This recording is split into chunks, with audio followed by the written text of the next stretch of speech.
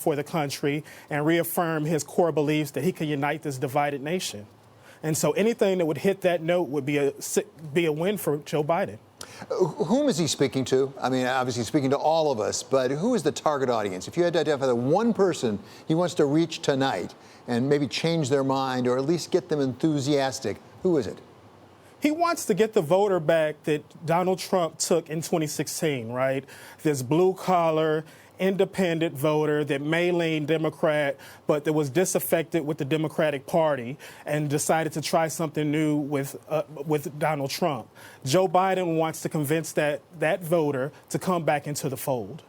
Let's be honest here, Mario. You know the situation better than I do, but it's not generally thought that this is Joe Biden's strong suit. He is not Barack Obama. He is not Ronald Reagan, the one to give the big, eloquent speech. So does he have to tone down the expectations a little bit?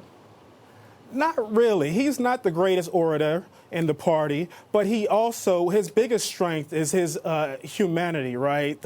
That's one of the reasons that he made it across the finish line. He's a centrist. He's able to connect with the common Joe, no pun intended, voter and make them feel comfortable. He's able to kind of relate to that blue collar, that everyday worker.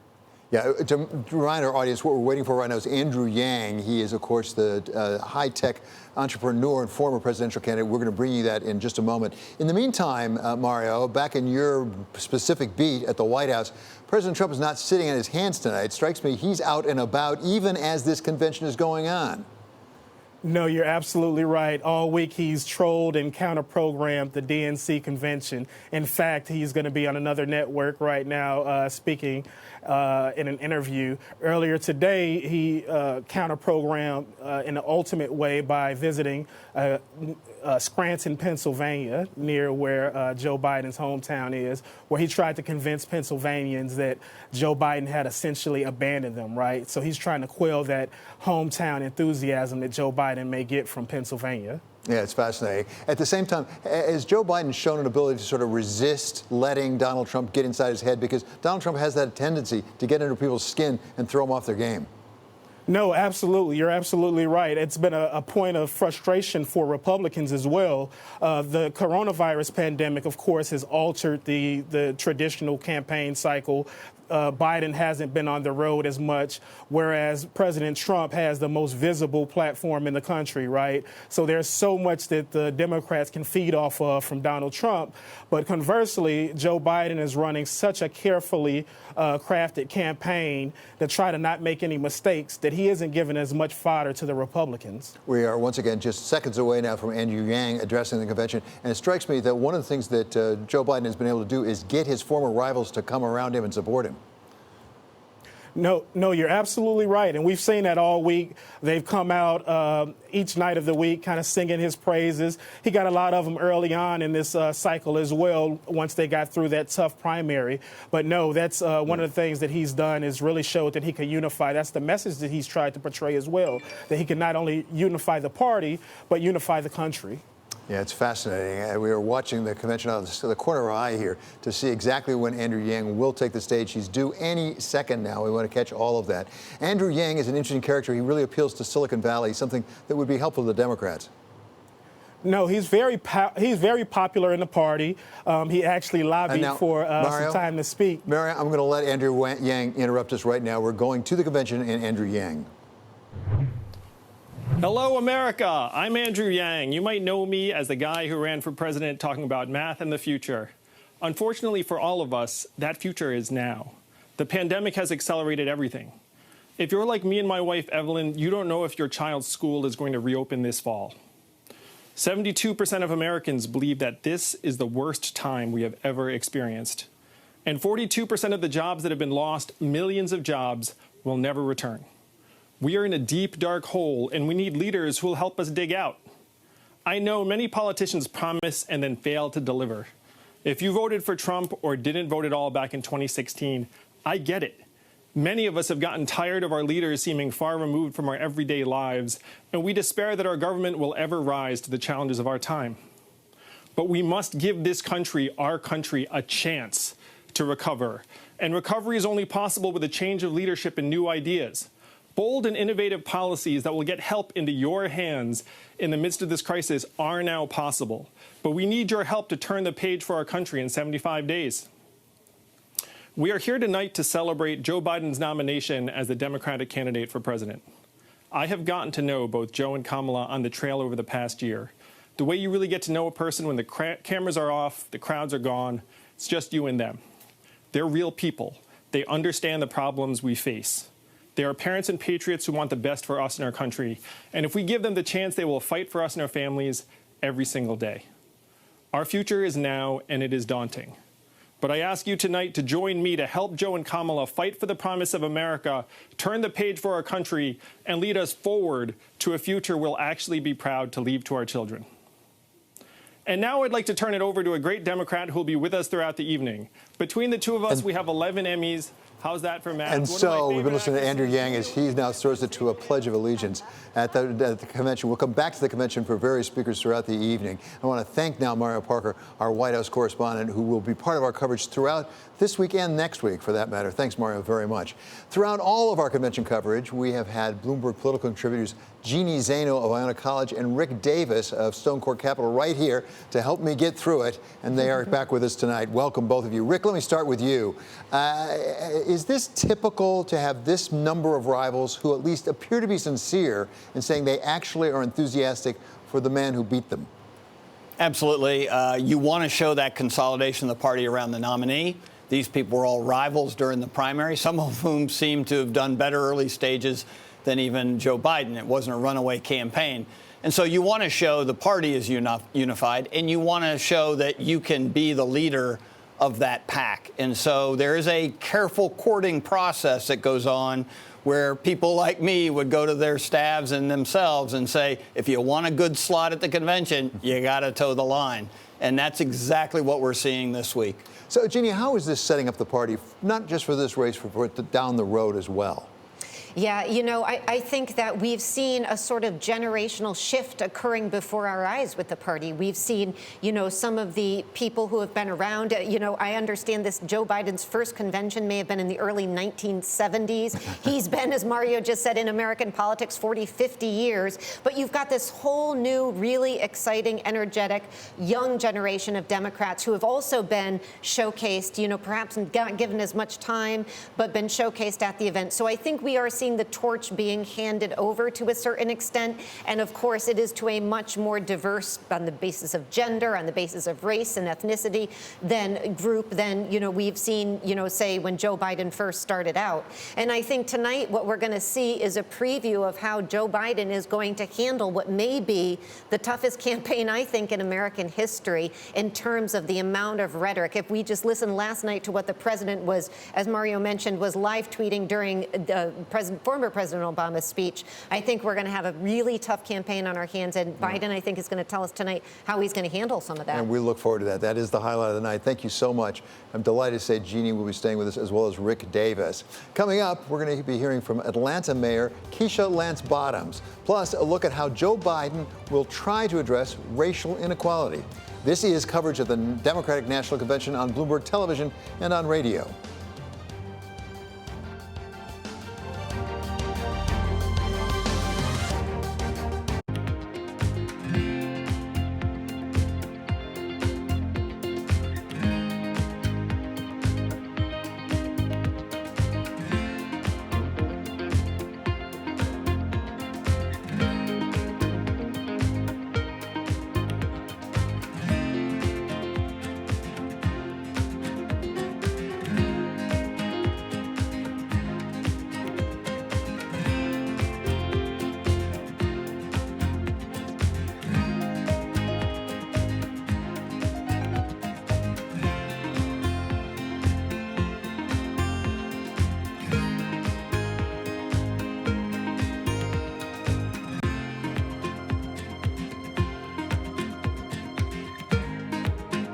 True diversification. That's what adding commodities exposure to your stock and bond portfolio can help provide.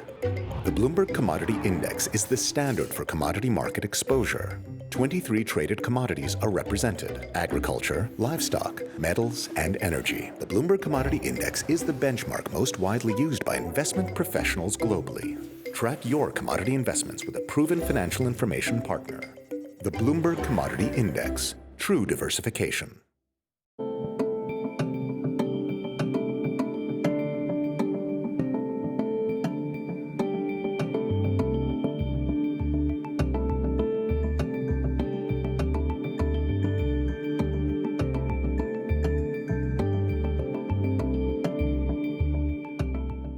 There are going to be relative price changes that from time to time increase and make the reported numbers seem larger.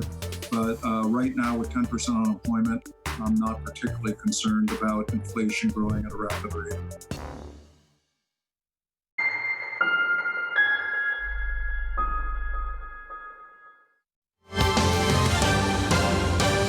Welcome back to special coverage of the Democratic National Convention on Bloomberg Television and Radio. I'm David Weston. One of the major issues addressed throughout this convention has also become a very big one for Wall Street and for companies across the country, the continuing quest for racial equality. Here to lay out this important and difficult issue is Bloomberg's Alex Steele. Thank you so much, David. Good to be here. You can really see the racial inequality played out throughout the pandemic and as well. All of this was addressed by Senator Elizabeth Warren of Massachusetts. Our economic system has been rigged to give bailouts to billionaires and kick dirt in the face of everyone else. But we can build a thriving economy by investing in families and fixing what's broken. Joe's plan to build back better includes making the wealthy pay their fair share, holding corporations accountable, repairing racial inequities, and fighting corruption in Washington. Let's look deeper then into that racial inequality. The Fed released a really comprehensive look at race and the economy, and this truly stood out. These are assets by race and ethnicity. And as you can see here, whites have a much higher share of that than any other, than blacks or Hispanics. You have real estate and also corporate equities and mutual fund shares are very much owned by whites. That also means that when you have a 50% rally in the S&P since the bottom in March, that's going to disproportionately benefit white individuals. Also, banks have two issues when it comes to race. Let's drill down into that. The first is on the consumer side. So banking has really contributed to the income and wealth gaps by withholding credit from some black businesses and individuals, plus charging them higher rates. This is what we found. You take a look at black is the blue line, white is the red bar, and it's the share of the group that use these individual products. So the latest data we have is from 2017. What stood out is that credit cards, store cards, mortgages, auto loans, all of them are not used as much by black individuals, more so than whites. That's going to also hurt black credit quality. Plus, if you look at those who have no credit at all, it's disproportionately higher for the black community. It's hard to get things like a home loan if you can't get any kind of credit at all. The other part that banks have to deal with is their diversity within their ranks, particularly on the executive level, and it's pretty grim. And some banks are coming and saying they're going to do a lot about it. Bank of America pledging over $1 billion over 4 years to fight inequality. HSBC wants to double their black staff in senior roles by 2025. BlackRock wants to increase their black workforce by 30% by 2024.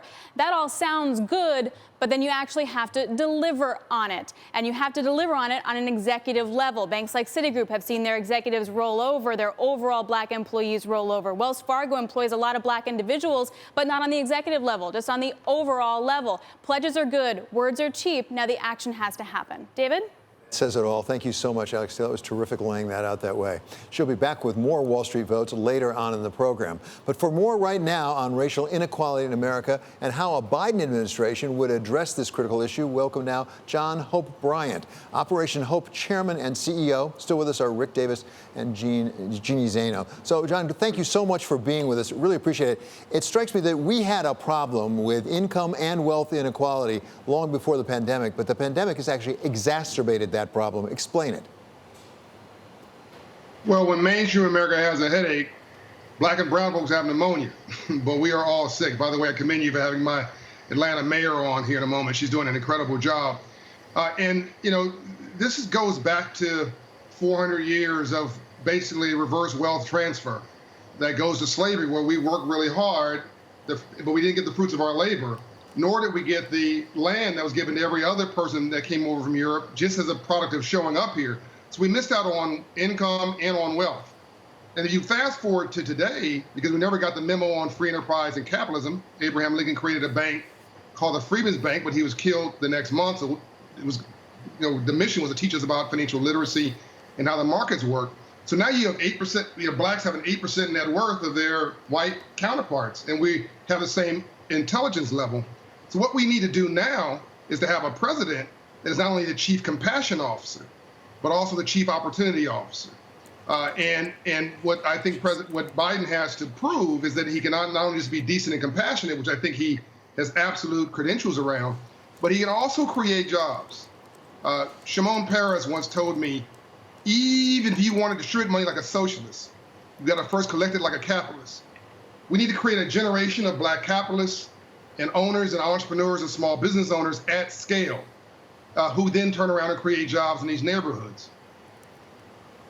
John, Rick Davis out of Washington. I'm curious because obviously this is all in the context of a presidential campaign, and the plan at this convention is to put Joe Biden in the White House come January next year, and he is obviously very sensitive to the issues of economic inclusion and what can he do in year one that can accelerate the trends that have already been put into motion by people like you to actually get caught up to this issue somewhat? Yeah, I wrote something called a new Marshall Plan. Your viewers can watch it, put it off the internet. And it lays out a very cogent plan, very much like after World War II, because I believe we're at war. We're at war with the virus, or it's at war with us. And we need a war plan, including an economic plan. So K through high school is no longer necessary. K through college. And the one thing we can do to redress African American injustice is making an investment for every black person to get up to college education. And as long as they use that to go to work somewhere, no giveaway program, then their education costs them no money. That's an investment in America. The earned income tax credit. Everybody making less than $60,000 a year, everybody would get a tax bonus just like Wall Street does. And all Americans would pay for that, not just small businesses. So we would all share the burden of it, but it would also lift the ranks of everybody because we're going to take that money, put it back in the economy. Financial literacy for all. Internships for all. So corporate credit, if you will, tax credit for creating internships and apprenticeships at scale. This is what happened with the Marshall Plan and the GI Bill after World War II, by the way. And there are other elements of this, including creating new strategies for banks to make capital available. And one thing is to have them focus on raising credit scores to 700. And the president can do this through their regulatory agencies on the banking side. John, yeah. I'm going to interrupt you. You want me to, because we're going to go to Keisha Lance Bottoms, the mayor of Atlanta, right now. Federalize troops to help them get there. No one fought harder for your right to vote than John Lewis. Here to speak about him and his legacy, we have one of our great mayors, Atlanta's Keisha Lance Bottoms. Mayor Bottoms, hello. I know that you're recovering from the coronavirus. How are you feeling?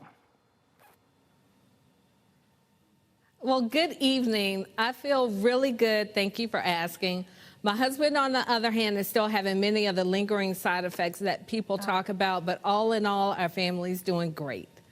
Well, I'm glad to hear it, but boy, I think a lot of Americans are going to be dealing with that for a long time. Hey, Mayor, I wanted to ask you something. Is Atlanta ready for Election Day? We will be ready. And we are going to do everything that we can to make sure that voting goes smoothly. But we are encouraging people, if you can vote early in your state, to please do so. Early vote during the early vote. Perfect. Excellent advice. Over 40 states now allow some form of early voting. Okay, stay safe, Mayor, and I turn it over to you. Well, thank you, Julia. And good evening. I'm Keisha Lance Bottoms, a mother of 4 and mayor of Atlanta, Georgia, cradle of the civil rights movement, and like so many other cities, a place where the struggle for human dignity continues. I'm proud to have grown up in this city, educated in its public schools, and blessed to have known our hometown heroes like Dr. Joseph Lowry, Dr. C.T. Vivian, and our teacher, our friend, our conscience, our congressman, John Lewis. He walked gently amongst us, not as a distant icon, but as a God-fearing man who did what he could to fulfill the as yet unfulfilled promise of America. People often think that they can't make a difference, like our civil rights icons. But every person in the movement mattered. Those who made the sandwiches, swept the church floors, stuffed the envelopes. They too changed America, and so can we. The baton has now been passed to each of us. We've cried out for justice. We have gathered in our streets to demand change. And now we must pass on the gift John Lewis sacrificed to give us. We must register and we must vote. In his parting essay written to us, Congressman Lewis expressed his pride in the activism that has swept our country. And he reminded us that if we fail to exercise our right to vote, we can lose it. There are those who are disgracefully using this pandemic to spread misinformation and interfere with voting, forcing many in 2020 to still risk their lives to exercise their sacred right to vote. A right that has already been paid for with the blood, sweat, tears, and lives of so many. So let's stand up for our children, our children's children, and for this great democracy that our ancestors worked to build, and let's vote. And let's organize to get others to vote with us. You can help make this happen by texting VOTE to 30330. We know how important it is that we elect real leaders like Joe Biden and Kamala Harris, people of honor and integrity who hold justice close to their hearts and believe that the lives of my 4 Black children matter. In the words of womanist poet Audre Lorde, your silence will not protect you. Congressman Lewis would not be silenced, and neither can we. We cannot wait for some other time, some other place, some other heroes. We must be the heroes of our generation because we too are America. Our votes can be our voice.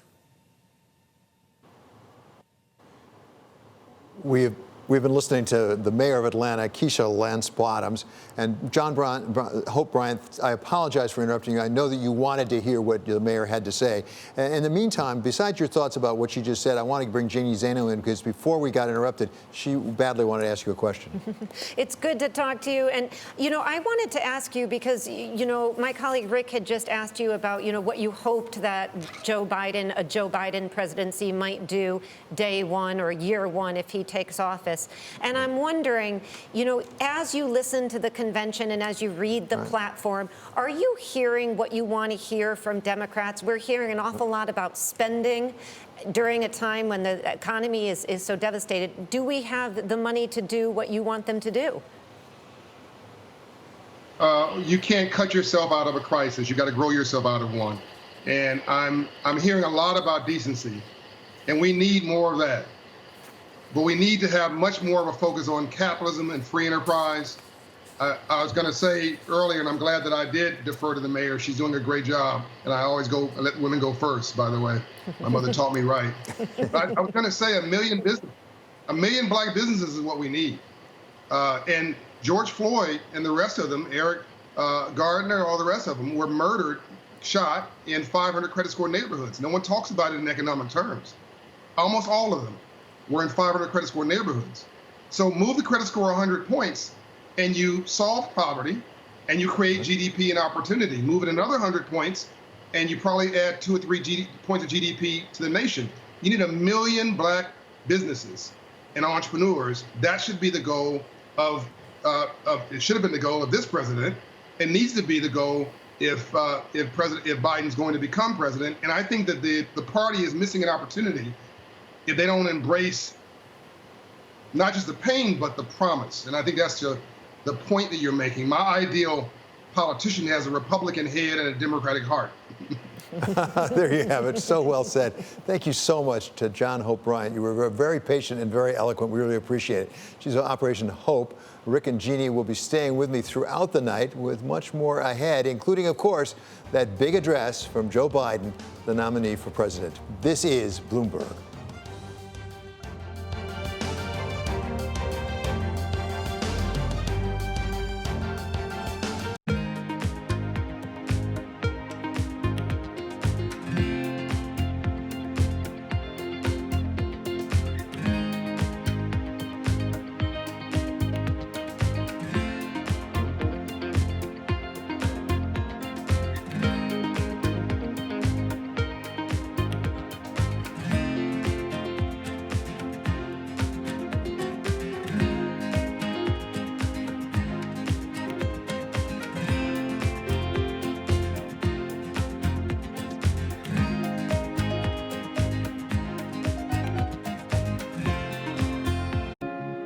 When everything around us, including the way we work and live, has been interrupted, uninterrupted service is peace of mind. Juzi from customer support is responding to a 500% increase in daily call volume, no matter what. We keep on, so you can keep on.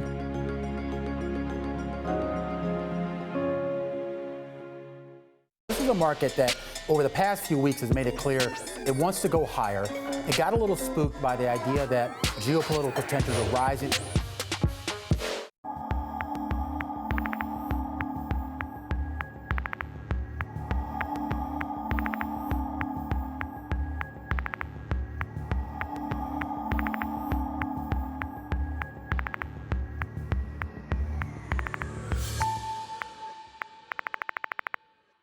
This is a sovereign decision of the United Arab Emirates. Our calculations were that on the bilateral front, this is good for us, and we can get something done with annexation.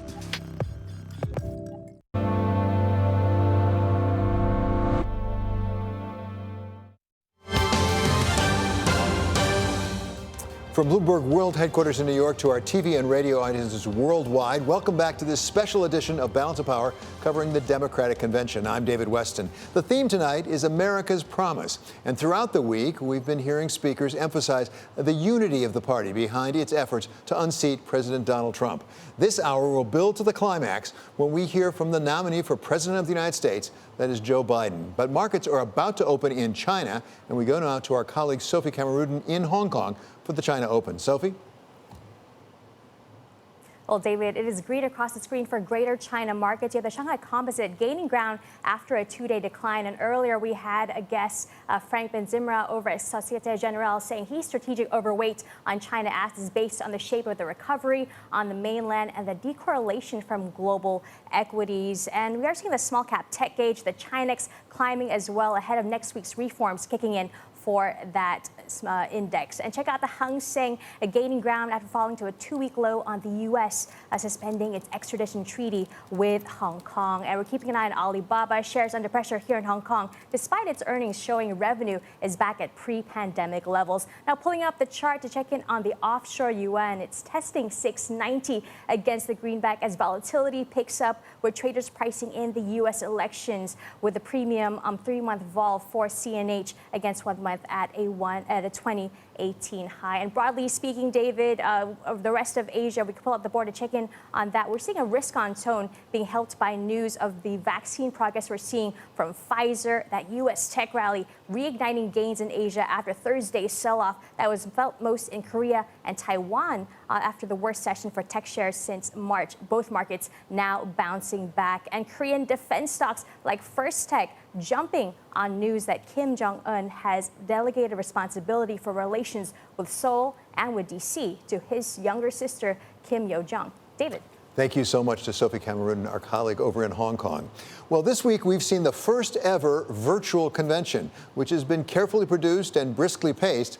But the question we all have is who is watching and how does it compare with prior conventions? For some answers, we turn now to our chief Washington correspondent, Kevin Cirilli. He's also anchor of Sound On weekdays on Bloomberg Radio. Rick Davis and Jeannie Zaino are still with us. So what do we know about how many people are watching and, for that matter, how, Kevin? Well, we've been crunching the numbers all week, tracking very carefully just how much of an impact this virtual Democratic National Convention is actually having. And if you look at some of the numbers, it's been significantly down in total overall television, keyword television viewership compared to 2016. Just look at that chart of the 2016 viewers on day one, 26 million. This go around, 19.7. Day two, 24.7 mil. Day two of this cycle, 19.2 million. And then, of course, day three in 2016, nearly 25 million people.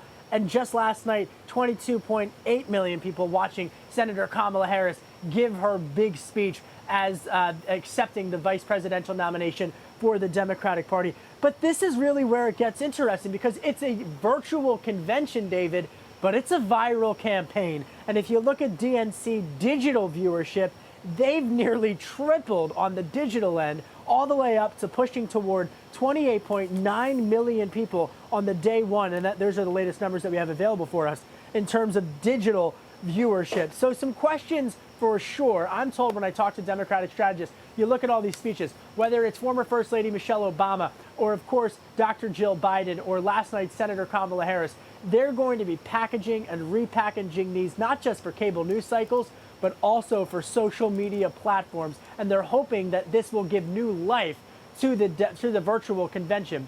I can also tell you that behind me, the occupant of the White House and his re-election campaign, they're carefully watching from a procedural standpoint how they can better capitalize on some of the decline in viewership for next week's Republican turn for the Republican convention. David?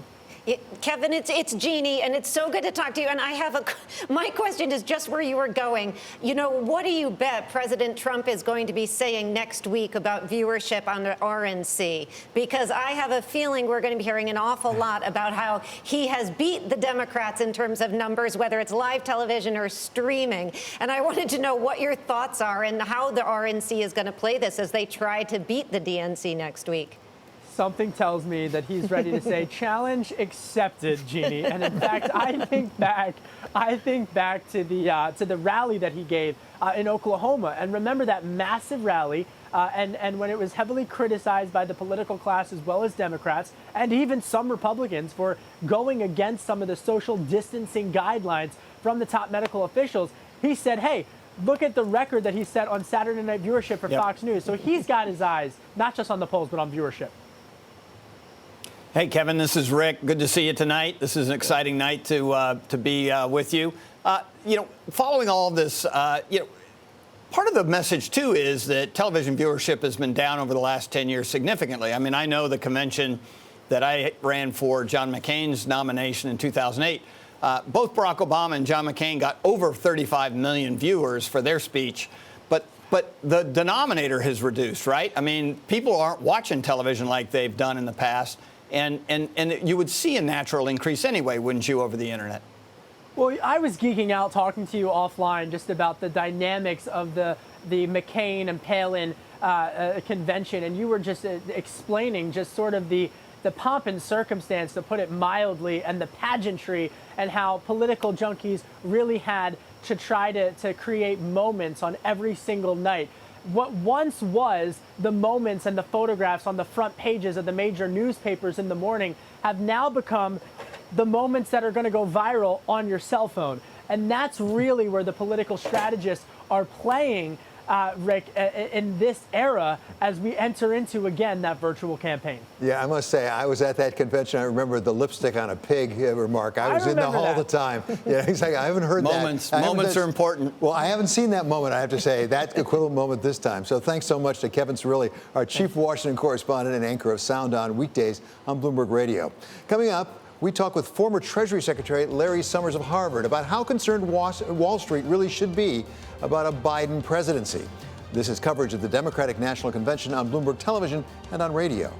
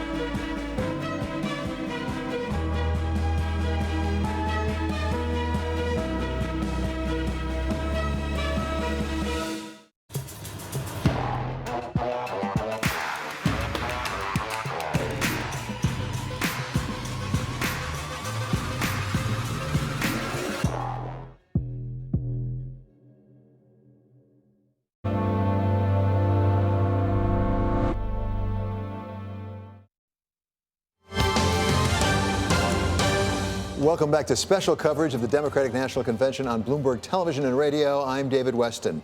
Joe Biden has already laid out an ambitious set of economic programs from clean energy to infrastructure to education and on and on. But sooner or later, someone has to pay for programs like that. Bloomberg's Alex Steele is here on what a Biden administration might mean for our taxes. Higher taxes and higher taxes for corporations. We know it's kind of coming. Here are some of the highlights of Biden's tax plan. One, raise corporate tax rate from the current 21% rate all the way to 28%. And then the biggie is restoring the individual tax rate all the way to almost 40%. So what does that all mean for Wall Street? Well, I spoke to Jeff Solomon. He's the CEO of Cowen and Company earlier today. Here's what he had to say.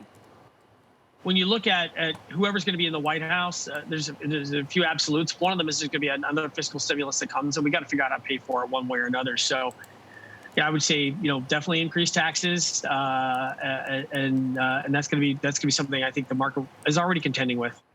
He thinks the market's already contending with it, but this chart may show something different. This is the effective corporate tax rate. It sits right now at about 17%. Before the pandemic, we were at about 23% in 2016. Now, RBC says that the Biden tax cuts could actually reduce those after-tax profits of about 7%. That raises about additional $1 trillion in revenue through 2030, but that's going to hurt certain companies. So which companies are going to be most at risk? So one way of looking at it is taking a look at the returns from the sectors that did really well after President Trump's tax cut and election back in 2016. And what we learn is it's really the cyclical value stocks. You got financials, industrials, and energy.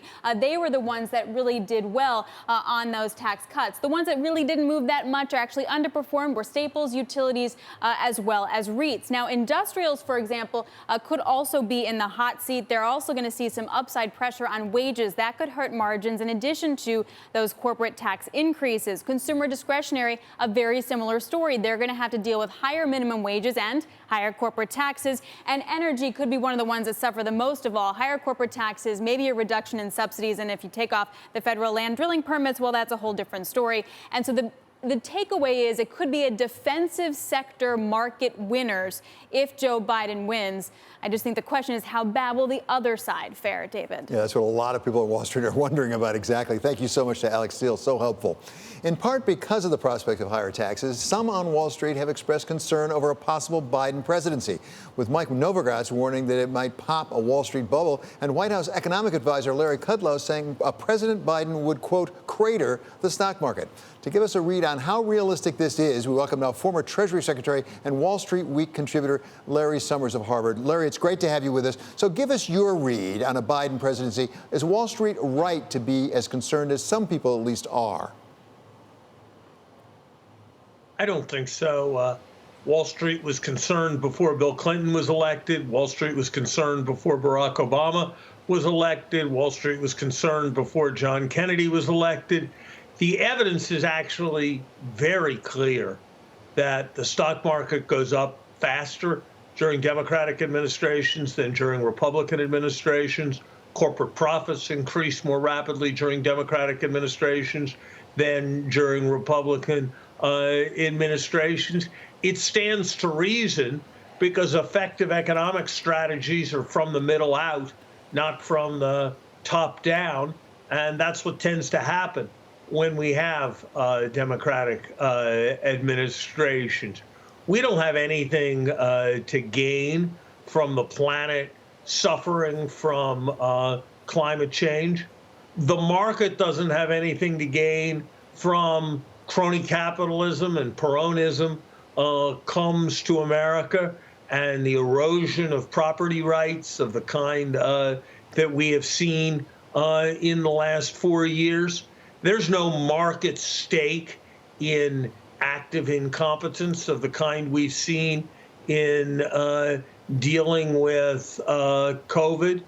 The vice president's program would keep top marginal tax rates way below where they were in the periods when the U.S. economy has grown most rapidly. So nobody can predict markets. Nobody can predict the future with great confidence. But to somehow engage in these kinds of scare tactics is to make forecasts that are about as accurate as Larry Kudlow's forecasts have been over the last year or two, when he's absolutely consistently been optimistic and frankly toadying for the policies and beliefs of his boss. Larry, I also wonder whether Wall Street looks at least all of the factors it should be looking at. It tends to look at things like what is going to happen with taxes, what's going to happen with regulation, things like that. I read recently a paper by Adam Posen, somebody you know well from the Peterson Institute, who said if you look at, for example, the threat of hyperinflation, it's not so much how much money is created, it's actually a question of confidence in governments. If you go around the world, it's when the markets lose confidence in the government itself, something we've heard about a fair amount in this Democratic convention. The question is democracy itself really at stake? Look, David, I don't think we're going to have a hyperinflation in the United States. And I certainly do not want to be heard as forecasting that no matter how the election turns out, that we're going to have any kind of hyperinflation. That's really not my view.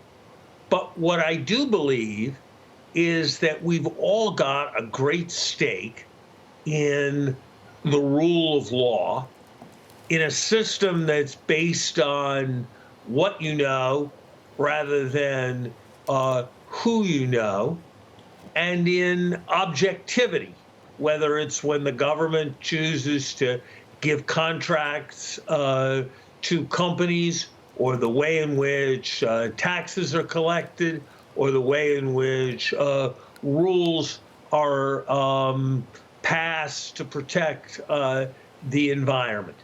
And if you look, countries that have rules-based capitalism do much better than countries that have deals-based capitalism, where everything's a deal with the head of state. And that certainly has eroded over the Trump years. It's eroded in the favorable treatment of Trump properties.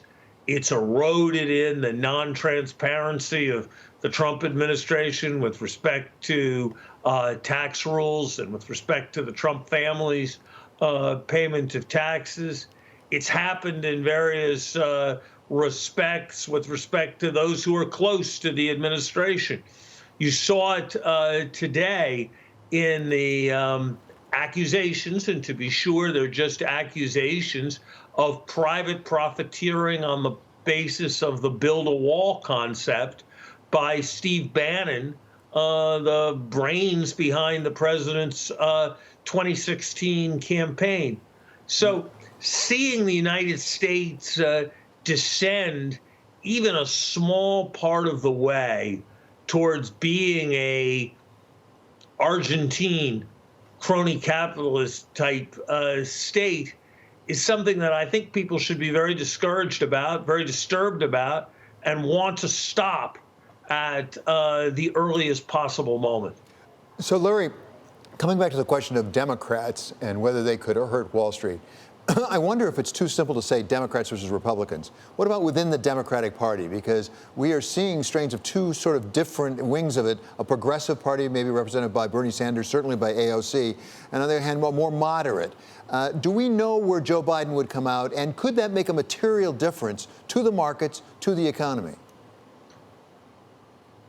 I think it's too simple to suggest that a Biden administration, or if we'd had a different administration, or if we're considering the preferences of whoever will be the Treasury Secretary, that it's going to come out all the way in one camp or all the way in another camp. My view is, for a whole set of reasons, with zero interest rates and a sluggish economy, we need to think differently and much more radically about fiscal deficits and fiscal policy than was the right way to think years ago. And progressives are pushing the party in the right direction. We surely need more progressive taxation than we have had, and the scaling back of tax progressivity, the opening of new loopholes and shelters, the special breaks for corporations that have occurred in the last 4 years have, in my view, been a grievous error. We certainly need to be much more aggressive about the environment. We need to lead the world, not trail the world, with respect to climate change. On the other hand, I don't believe in a politics of envy. I believe that we should raise money in ways that are fair, but it should not be our objective to tear down institutions that have been economically successful for the sake of tearing them down, which is a belief that some people have.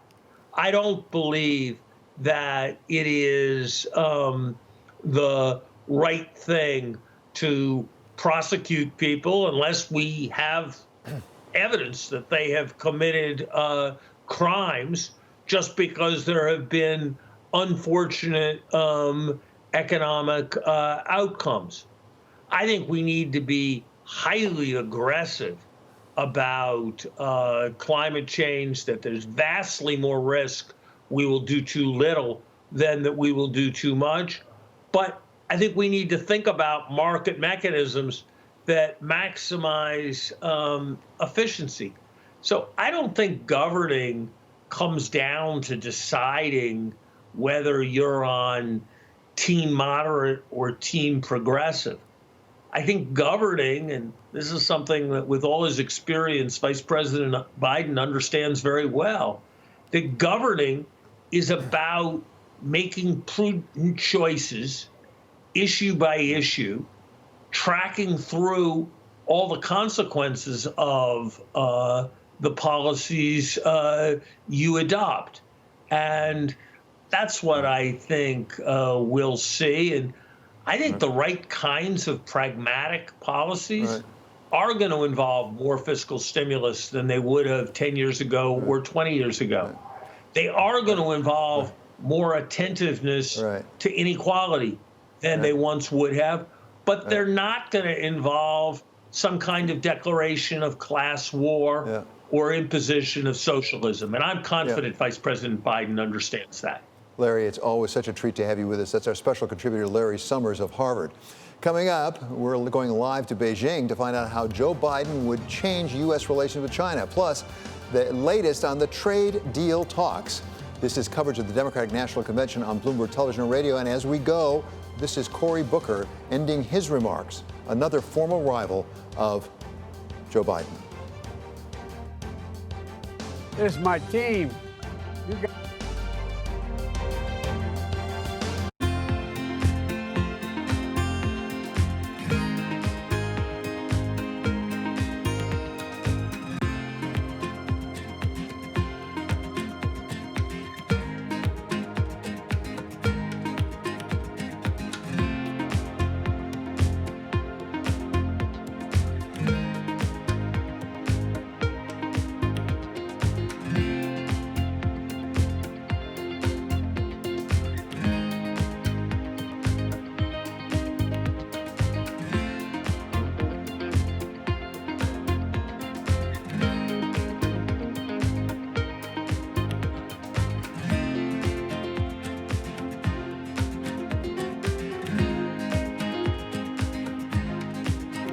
the rapidity with which we are moving relates more to technological advances in how you can make a vaccine even before you start testing it. That makes me confident that we are going to do everything we can to determine safety. We're expecting the gold price to settle at a new base. We're going to see lots of volatility over the next while. This is an unprecedented global event.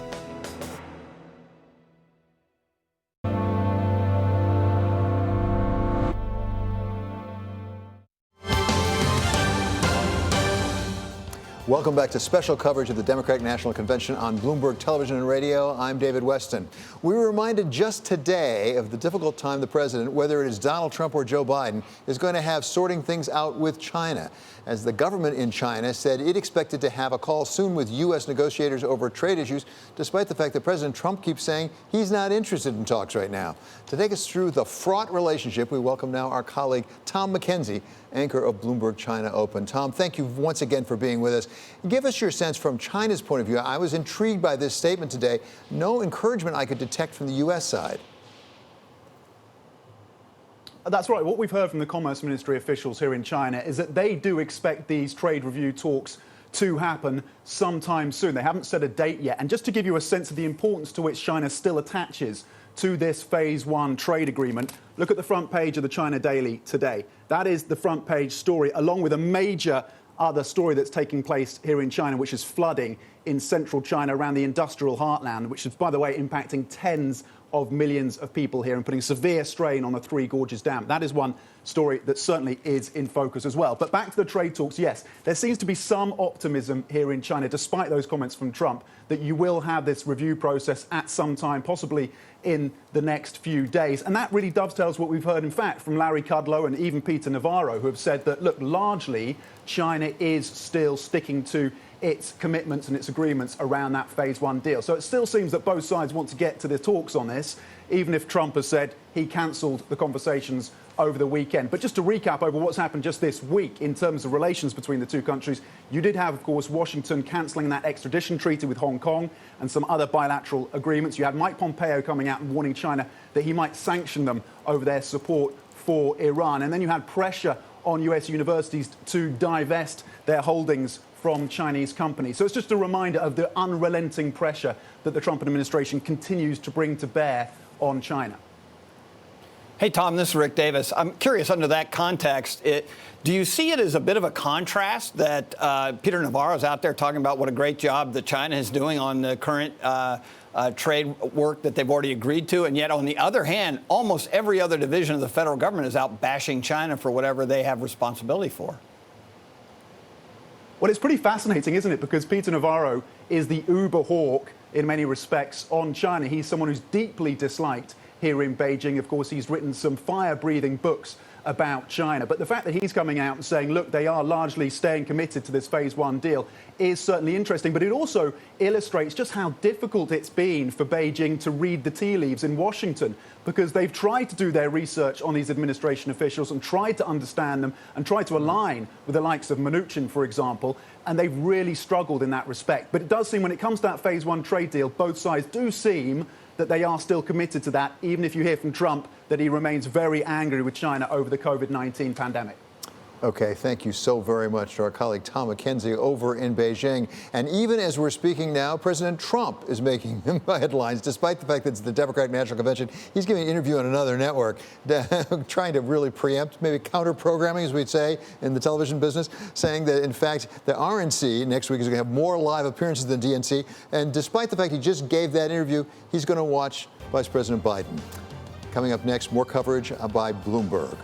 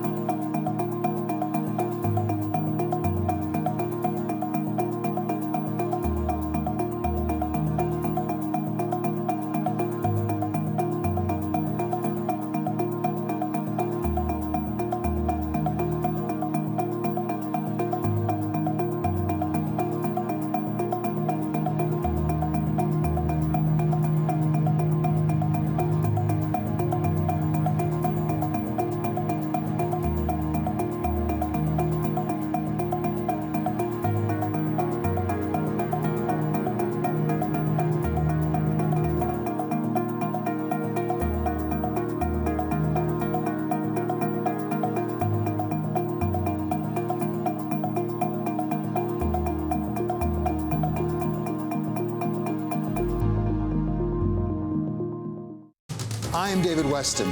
Bloomberg Television is reinventing one of the most iconic brands in financial television for a new audience.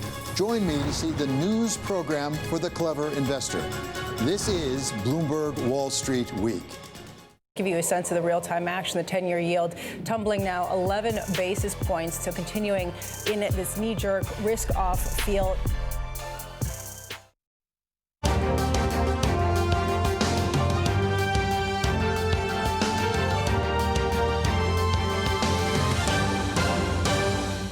From Bloomberg World Headquarters in New York to our TV and radio audiences worldwide, I'm David Weston. This is a special edition of Balance of Power, live coverage of the Democratic National Convention. It is now 10 p.m. in New York as we enter the second and the final hour of the convention. The theme tonight is America's Promise. And throughout the week, we've been hearing speakers emphasize the unity of the party behind its efforts to unseat President Donald Trump. This hour will build to the climax when we hear from the person who is being nominated for the President of the United States. He is Joe Biden, as he accepts the nomination of his party. And still with us are Rick Davis and Jeannie Zaino. Rick, I've been dying to ask you this question. You talk to people who run campaigns. You've run so many yourself. You are in that group of people. What's the scuttlebutt on how this convention's going? Are they saying it's going well, not so well, mixed? I think it's mixed. There are parts of it that people in sort of the business love. I think that roll call was one of the things that most people thought was just exceptionally well done and really added a lot of the viral nature of the convention. But, like, what a great way to see the country and to hear from those people. So there have been some highlights. I would say most are like me. They are just fascinated by the fact that we've come to this moment and have a all electronic convention. And I would say that the Democrats had the harder task. They had to be the first ones to ever do it. It will be interesting to see how the Republicans contrast with them on technology and the program just a few days away. Yeah, and we have President Donald Trump already saying they're going to have a lot more live things. Yeah, remember his first comment was, Michelle Obama was on tape. Who cares? On tape. Yeah. So, Jeannie, you're a professor of political science at Iona College. You have students, young people we call them, right? Most of us older people would say, boy, the youngsters are going to love this streaming thing. Do they? They have been paying attention, but like when we were talking to Kevin about the viewership, it used to be back in the day you go to college, you'd bring a TV. Nobody brings a TV with them to a college residence hall or a dorm room. They're all streaming. They're all on their iPhones, their iPads. And they don't tend to watch things live. They tend to look at them, when they come up. And I think one of the questions I have is, have the Democrats had enough of these viral moments that they will be replayed the amount of times they want? Because we know that Donald Trump is a master programmer of television and all other things, social media, and I would suspect he is going to be able to create a lot of those viral moments and get a lot of attention next week. Whether that translates into votes is another question, but he is banking on being able to suck out the oxygen of the room. Well, Rick, back when you were running campaigns, particularly John McCain's campaign for president, did you specifically schedule a moment or two like that lipstick on the pig with Sarah Palin? Is that scheduled? Oh, it's absolutely. I mean, these are the kinds of things that you spend an enormous amount of time trying to think through. What will tonight's moment be? Because the reality is, in watching TV, you really only remember the moments. It's not sitting around taking notes on what Barack Obama said or whatnot. I mean, one of the great moments of the Reagan conventions were when Ronald Reagan came in while the First Lady was speaking in the second term and blew her a kiss as he entered the room. And we tested that, and that was played out in TV on TV sets all across the country while people watch and say, what a loving couple. They're just like us. And so those are the things you strive for. It is incredibly difficult to create that magic electronically. So we'll see what kind of process tonight plays out. I would say last night was a little flat around the speech of Kamala Harris. It was in a darkened hall with nobody there, and it seemed kind of cold. Let's see if they can warm it up tonight for Joe Biden. Okay, we shall see that shortly. Rick and Jeannie will be staying with me throughout the night with much, much more. But in the meantime, let's go back to a very serious issue. The coronavirus pandemic has led to the loss of millions of jobs and exacerbated the problem we already had of large and growing income inequality right across the country. Here with a closer look at the state of the economy is Bloomberg's Alex Steele. Well, David, overall, President Trump is still actually polling better within the economy from voters than Joe Biden. So let's take a quick look at some of his big plans. It's called the Caring Economy, and it's really based on manufacturing, infrastructure, clean energy jobs, and 3 million jobs in the healthcare and education sectors. And there's a lot of confusing signals right now in the data on just how good or bad the underlying economy is. Steve Ratner, Willett Advisors chairman, spoke to you earlier and delved into this topic. Democrats are going to argue, but look where we are. The Republicans are going to argue, and Trump's going to argue, yes, but it's getting better. I think the evidence is pretty clear that it's getting better far more slowly than the president, in a sense, promised everybody when he kept talking about V-shaped recoveries. On the one hand, you have record highs in the stock market, homebuilder sentiment also at a record, consumer spending really surprising to the upside. This chart from the census survey that came out for mid-July tells a very different story.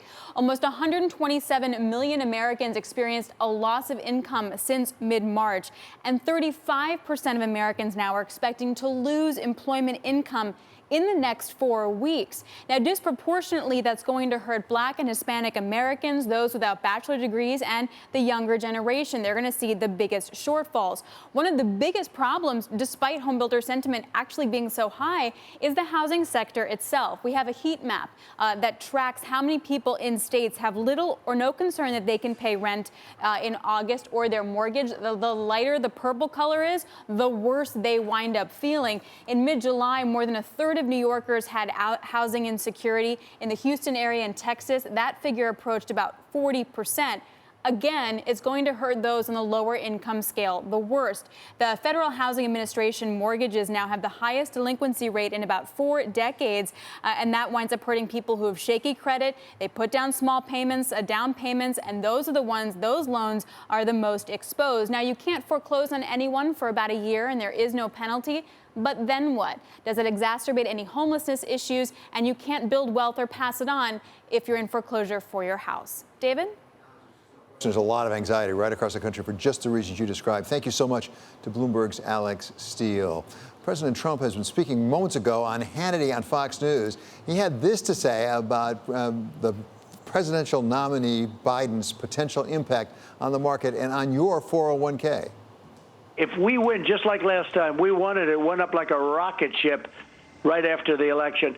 The same thing would happen now. So those 401ks will go up 25, 30, 40%, but they will go down 40 or 50% if he gets in. Coming back now with us is Bloomberg White House reporter Mario Parker. Mario, welcome back. It strikes me that it's like two ships passing in the night. Alex was just talking about people having jobs and making money and being able to pay their rent. President Trump is talking about assets. It's basically talking about equities and 401ks. Is that his strategy? That's absolutely his strategy. That's a familiar line that he's been using on the campaign trail for the better part of a year, actually, is that if the Democrats get in, that your 401ks will be decimated. He's been saying that for quite a while now, and he owes that to, or he pins that on regulations and et cetera. Democrats, of course, this week have argued that he inherited the good economy that he had pre-COVID. So I'm not sure, Mario, what it would do for people's 401ks, but what about that thing called the stimulus bill that we thought we were going to have by July 31? We're way past that now. Is that just dead right now? Is it revived? Where does that stand from the White House's point of view? Well, it's a case of just usual gridlock that we've seen out here in Washington for a while. The president, of course, a couple of weeks ago tried to circumvent it in a way with executive orders. He's also been, of course, criticizing Nancy Pelosi, a familiar target, trying to chide her to come back to the negotiating table so they can work something out. But right now, it's just deadlocked. Hey, David, almost the exact time that Donald Trump was talking to Hannity about our 401ks, Cory Booker was speaking at the convention, and he made the point. He said almost exactly what Alex was just saying. 40 million Americans are at risk of losing their homes. 30 million Americans aren't getting enough to eat. 5.4 million have lost their insurance since March. I think the Democrats are making the point that you have a lot more at risk that you're losing than your 401k. They won't concede that the markets will go down just because Joe Biden become president, but they certainly make a strong case that there are other things that are more pressing in America than your 401k. What about it, Mario? Is the White House making a miscalculation here? No, that's absolutely right. The way you describe it is perfect. Actually, Democrats see this as they say that the economy wasn't working for everyone, even before COVID. They say there were some people that were left out, large swaths of the population were left out. And so they see an opportunity here to try to build the economy back better. That's actually somewhat of Biden's campaign slogan. So they really want to address income inequality. And quite frankly, that's some of the things that we saw this summer in terms of some of the unrest. Some of it was rooted in income inequality, and it caused the nation to want to take a hard look at some of these issues. Yeah, and Mario, I'm curious, like, how does the White House feel that they can best respond next week? Are we getting any sense as to how they respond? I mean, Rick just laid out some of these numbers, and they are devastating numbers coming out of this convention, and the ones that Alex just talked about.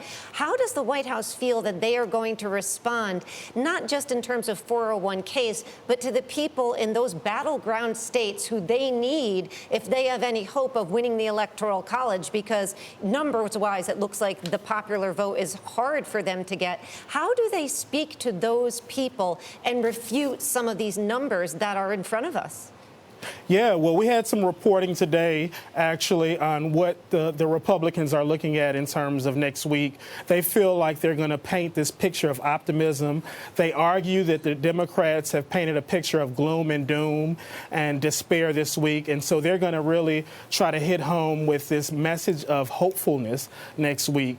And then, as you mentioned, and it was a perfect description, the president is also a showman as well. So he's got to really, this is really in his wheelhouse, the production and et cetera. So he's really going to try to put on a show and put on this patriotic theme next week.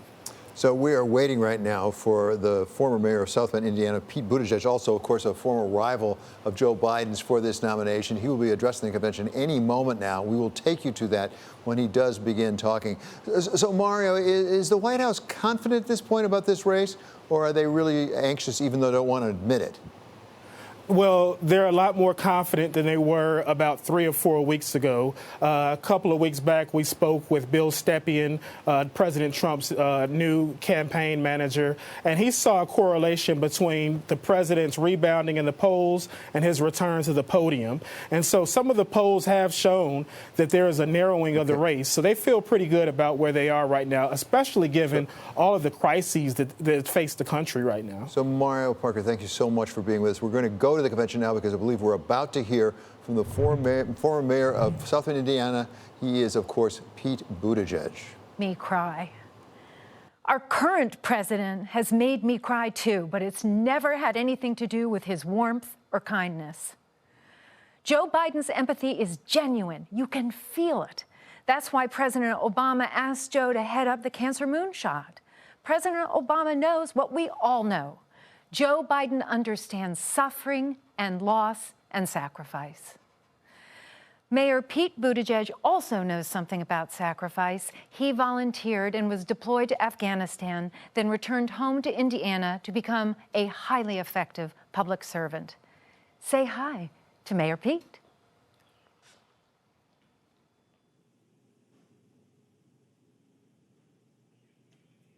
Good evening. Beau Biden lived a life of service, in office and in uniform.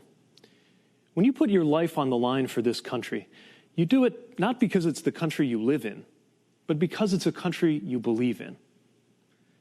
I believe in this country because America, uniquely, holds the promise of a place where everyone can belong. We know that for too many and for too long, that promise has been denied. But we also know America is at its best when we make that circle of belonging wider. Just over 10 years ago, I joined a military where firing me because of who I am wasn't just possible, it was policy. Now, in 2020, it is unlawful in America to fire someone because of who they are or who they love. The very ring on my finger, a wedding we celebrated, here where I'm standing, reflects how this country can change. Love makes my marriage real. But political courage made it possible, including that of Joe Biden, who stepped out ahead even of this party when he said that marriage equality ought to be the law of the land. There is a long way to go. But if this much can change between 2010 and 2020, imagine what could change between now and 2030. Imagine what we could achieve, this coalition we are building this very season, gathering progressives and moderates, independents, and even what I like to call future former Republicans, standing for an America where everyone belongs. Joe Biden is right. This is a contest for the soul of the nation. And to me, that contest is not between good Americans and evil Americans. It's the struggle to call out what is good in every American. It's up to us. Will America be a place where faith is about healing and not exclusion? Can we become a country that lives up to the truth that Black lives matter? Will we handle questions of science and medicine by turning to scientists and doctors? Will we see to it that no one who works full-time can live in poverty? I trust Joe Biden and Kamala Harris to guide us toward that better future because I've seen up close their empathy and their capacity, just as I've seen my fellow Americans' capacity to support and include one another in new ways and do better by the promise of America. The day I was born, the idea of an out candidate seeking any federal office at all was laughable. Yet earlier this year, I campaigned for the presidency, often with my husband Chasten at my side, winning delegates to this very convention. Now I come to this convention proudly supporting Joe Biden and Kamala Harris, joining fellow Democrats who were squaring off in competition just a few months ago. A number of us recently got together to talk about the Joe we know. Hi, I'm Cory Booker. Welcome to everybody at home. I am very excited to present to you a group of people that ran in the 2020 Democratic. We have been listening to Mayor Pete Buttigieg, formerly from South Bend, Indiana, as he introduces a tape now of a range of rivals to Vice President Biden contesting for the nomination as they all come together virtually on tape once again in order to support this nomination. Coming up here, Michael R. Bloomberg, founder and majority owner of Bloomberg LP, addresses the DNC just moments from now. This is coverage of the Democratic National Convention on Bloomberg Television and on radio.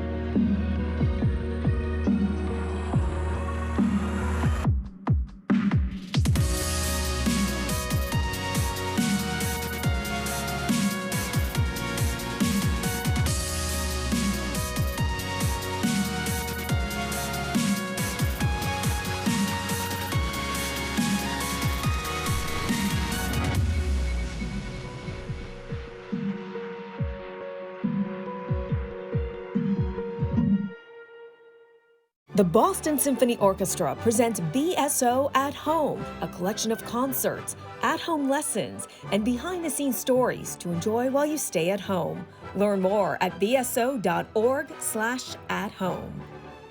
It's really a reminder, isn't it, just how sensitive the markets are to any commentary about trade. We did see some pressure on the yuan, we did see some pressure on the futures. That is now being reversed. This is special coverage of the Democratic National Convention on Bloomberg Television and Radio. I'm David Weston. We're just moments away from one of the highlights this evening, maybe next to hearing from Joe Biden. Michael R. Bloomberg, former Democratic presidential candidate and the founder and majority owner of this network, is about to address the Democratic National Convention. Still with us are political contributors Rick Davis and Jeannie Zaino. So, Rick, I find it interesting with Mike where they've put him. They put him really just almost before Joe Biden. Give me the thinking there. Well, first of all, his debut at convention speeches 4 years ago went over very well. He launched a very tough attack on Donald Trump and had a great presence at the convention. So they knew he could pull off a good convention speech. I would say, too, that even though he didn't make it deep into the field of the primaries, he had a big impact on the primaries and continues to have a big impact on this campaign through his generosity financially, but also, pointing out a lot of issues with Donald Trump's administration. And so I wouldn't be surprised that he would be put in this slot.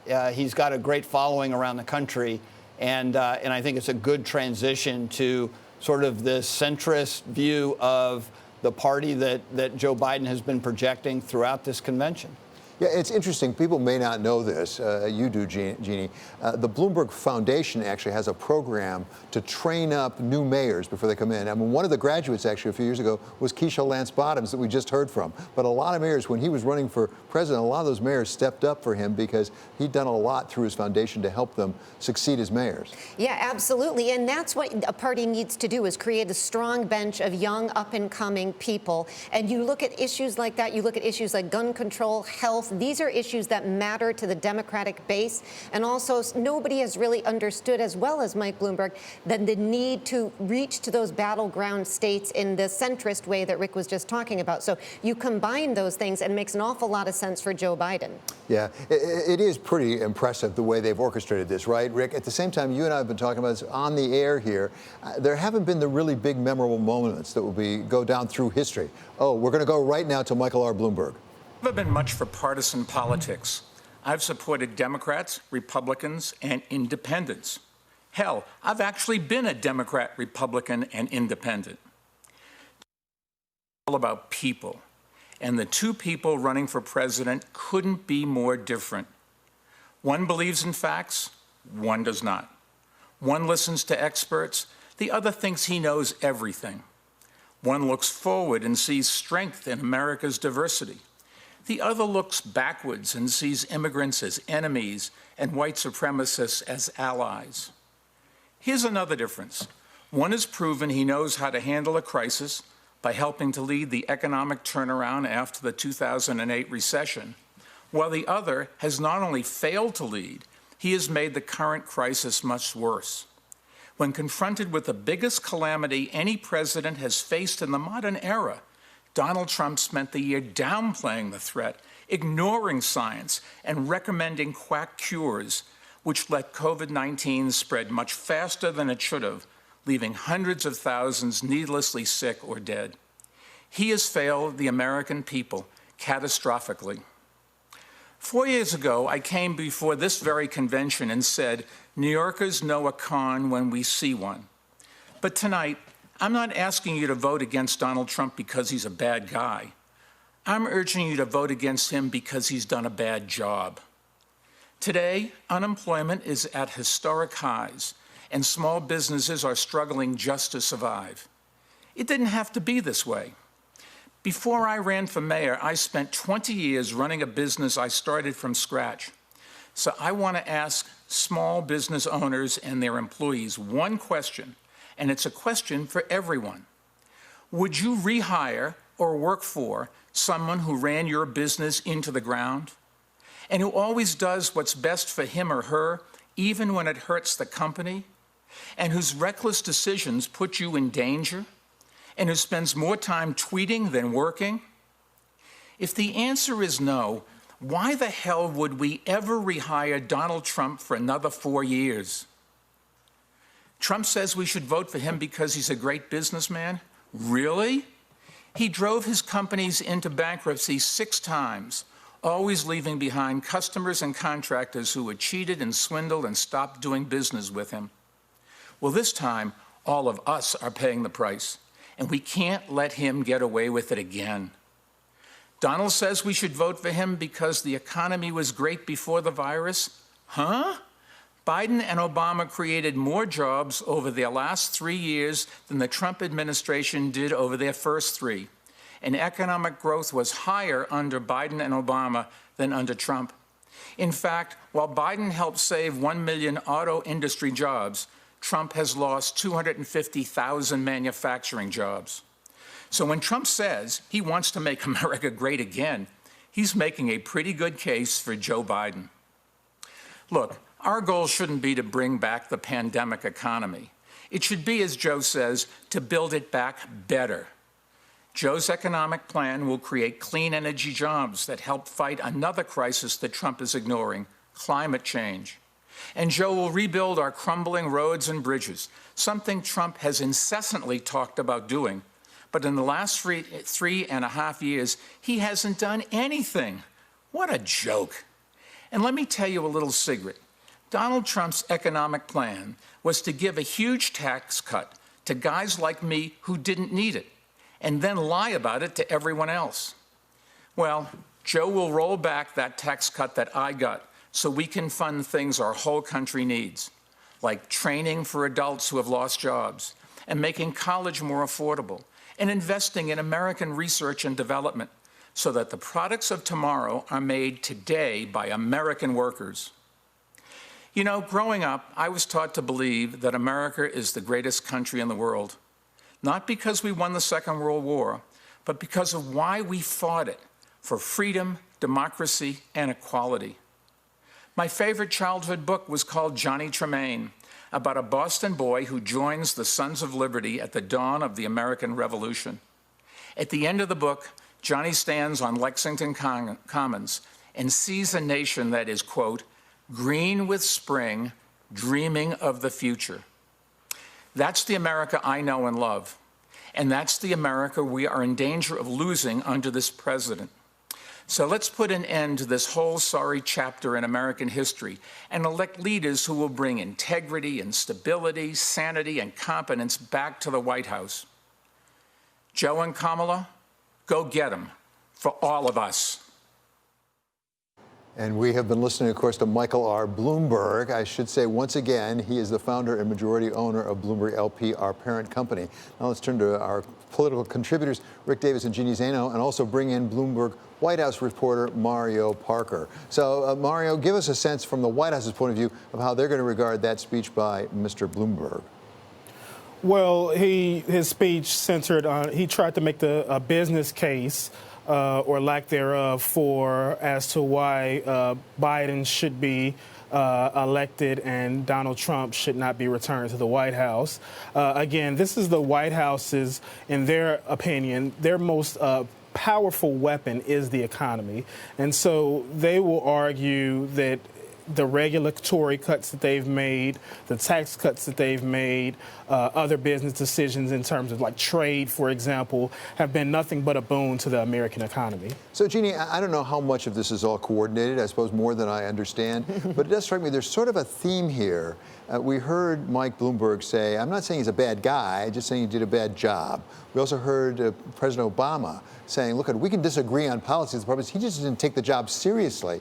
It's sort of like almost a performance evaluation. He's failed his performance evaluation. Put aside the ideology. Yeah, and I think that's a really important message for Democrats to get out there, again, because this election is decided in battleground states. It's a very narrow number of Americans who actually make this decision given how our system works. And those people You know, if you voted for Donald Trump, everybody knows who he was in 2016 and who he is now. So what they want to focus on is, are you better off today than you were 4 years ago? Has he done a good job? And the case being made by Mike Bloomberg, Barack Obama, and others is he has failed the test, and it's time to look for somebody else. And Rick, I wonder what the answer to that question is. Describe to me the Trump voter, and let's pick Michigan or Pennsylvania, Wisconsin, last time around, who said, I'm going to change my mind this time. Why would they change it? Well, I do think what Mike Bloomberg's position in tonight's program represents is an elevation of those economic attacks on Trump. You know, the Obama-Biden administration gave a perfectly healthy economy to the Trump administration. They squandered it. This convention is not focused much on the economic debates that go along with the coronavirus. And Mike Bloomberg's place on this program helps elevate that economic argument. Mike Bloomberg has credibility with large and small business owners alike all around the country who say, I can attest that Mike Bloomberg or that Joe Biden is going to do a better job for you than Donald Trump will. And right now, that might actually pick up some of those voters you're describing. So Maura, how vulnerable does the White House think it is on the economic argument right now? The White House is quite confident on the economic argument. Based off of polls treat them unfavorably in terms of handling of the coronavirus pandemic. Voters treat them unfavorably in terms of handling the racial unrest that we've seen this past summer. But in terms of the economy, President Trump has had a consistent lead over Joe Biden in terms of who voters trust to shepherd the economy. Yeah, so Jeannie, this is a fascinating point to me because a lot of polls have really gone south for President Trump. But the one thing people trust him more than they trust Joe Biden on is the economy, despite where the economy is. Yeah, and that has been consistent. It's typical for Republicans, and Donald Trump has continued that despite the state of the economy. Americans still trust him by and large to handle it, which is why it's really critical, and Joe Biden knows this is why he asked Mike Bloomberg to speak. You've got to hit him on the economy because when you look at the numbers, it's not as strong as it should be. Okay, many thanks to Bloomberg's Mario Parker once again. Rick and Jeannie will be staying with us. Coming up, how would a Biden administration deal with ongoing tensions between the United States and China? Part of my conversation with Eurasia Group President Ian Bremmer is coming up next. This is coverage of the Democratic National Convention on Bloomberg Television and Radio.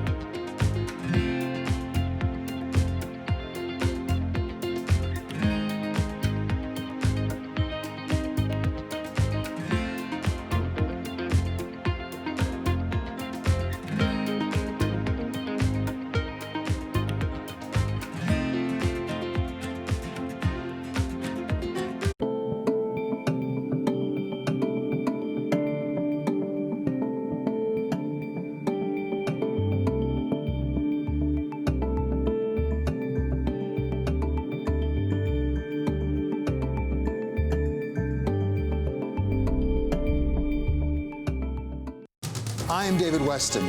Bloomberg Television is reinventing one of the most iconic brands in financial television for a new audience. Join me to see the news program for the clever investor. This is Bloomberg Wall Street Week.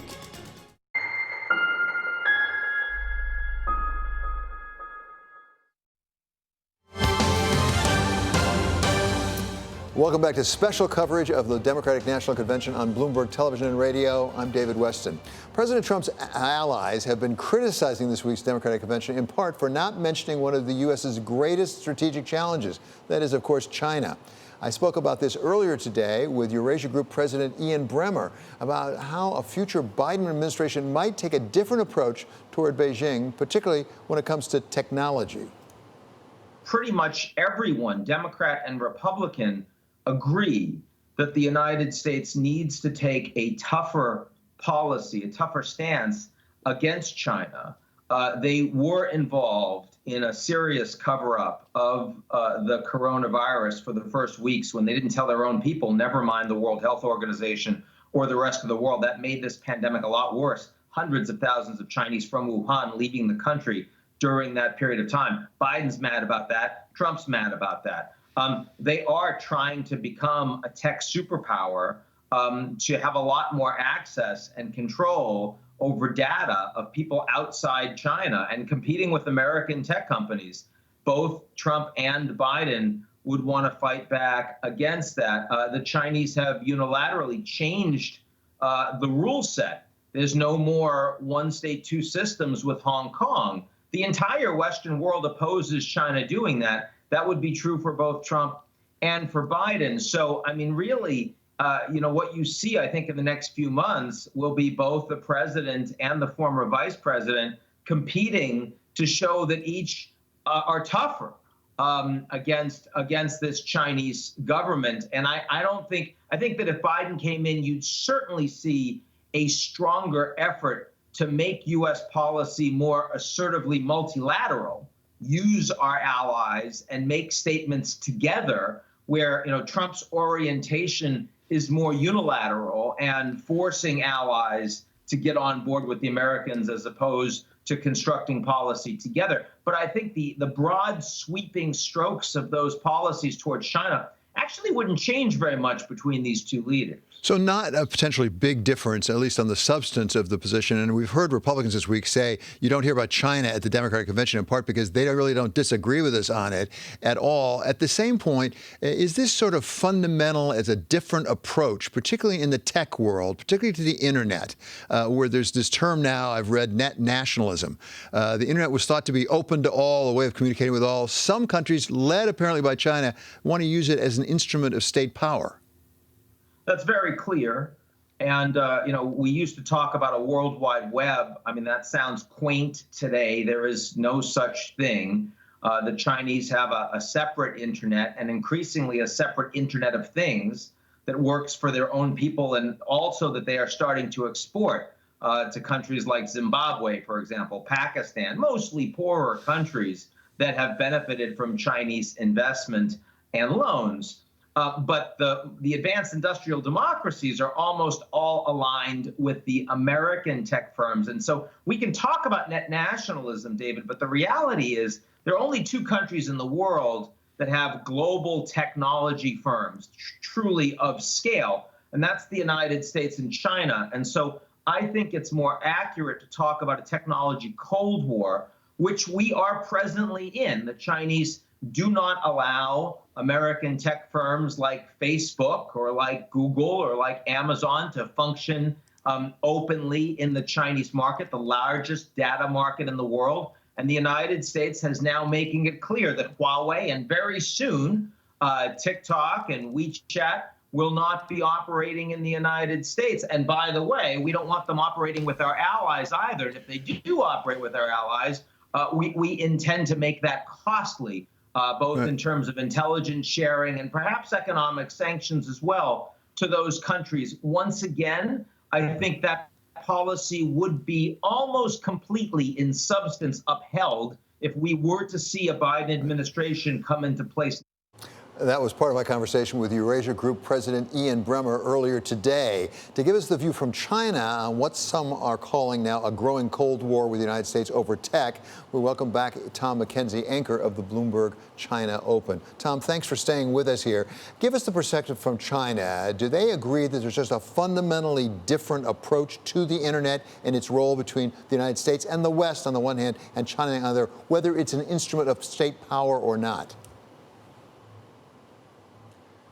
Increasingly, there is a view now that we're getting a bifurcation of the technology worlds between the West and between China. Huawei, of course, was the jewel in the crown for China because it was a major private company with links to the party, a massive international presence, and it was leading on innovations. It is the leader in 5G, and it was being very successful at that, but the most recent curbs announced by the Trump administration really tightens the noose on that company. And I was speaking to an expert here in Beijing who said he gives the company a time frame between 6 to 9 months. And after that, they could be out for the count because they've stockpiled on some of these chips and they're trying to build out their own semiconductors, but they're still at least 5 to 10 years away from that. Now, the importance for 5G and Huawei for China was that they were hoping to set global standards, and they are still doing fairly well in places like Africa and some nations on that continent, and also Latin America. But again, it's around setting the standards that China had hoped to be at the forefront. So yes, there is a view now that you're going to have to focus on indigenous innovation. And when you speak to investors,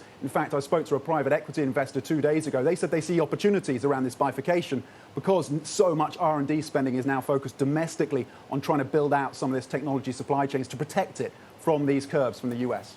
Yeah, Tom, as we wait for Biden to come out and talk and accept this nomination, what is mood like there in China about a prospective Biden presidency, potentially? And do they feel like this is going to be a retread of the Obama administration in its approach to China, or are they expecting something different? We've heard Biden with a lot of tough talk about China, and it's not been clear to me, at least, exactly what that translates into beyond sort of revitalizing the relationship with the allies, potentially. I think that's a really good question. I think there's a couple of issues where you go back to the Obama era and his 8 years in power, which China would hope to start working with the US on again if Biden wins in November.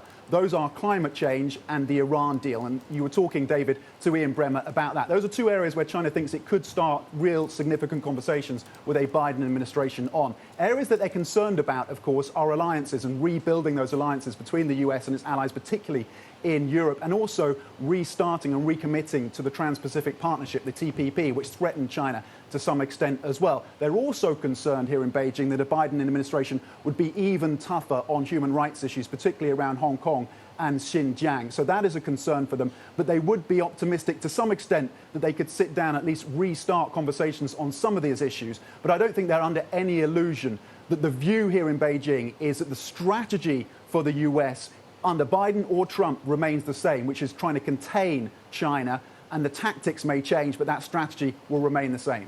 So finally, Tom, can we make any progress on soybeans and trade and things like that, where we have things like Huawei and TikTok looming out there?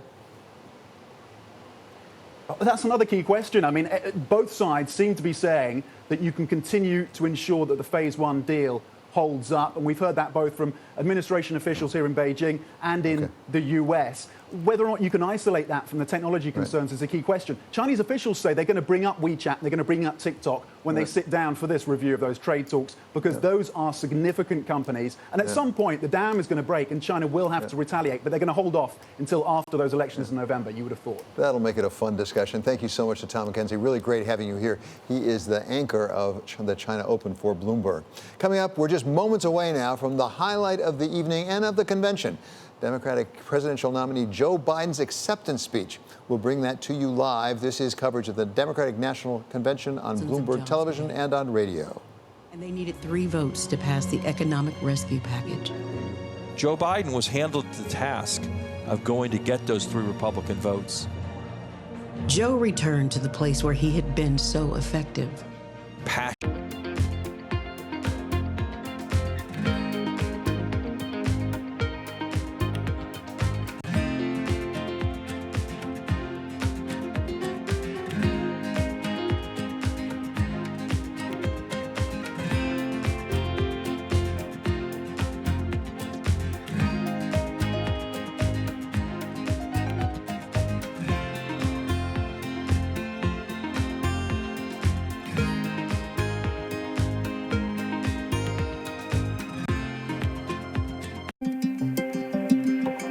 Some things you see coming, some things you don't. The trick is to be ready for anything. Pablo from Infrastructure Support is working every day to keep essential market data flowing seamlessly. We keep on, so you can keep on.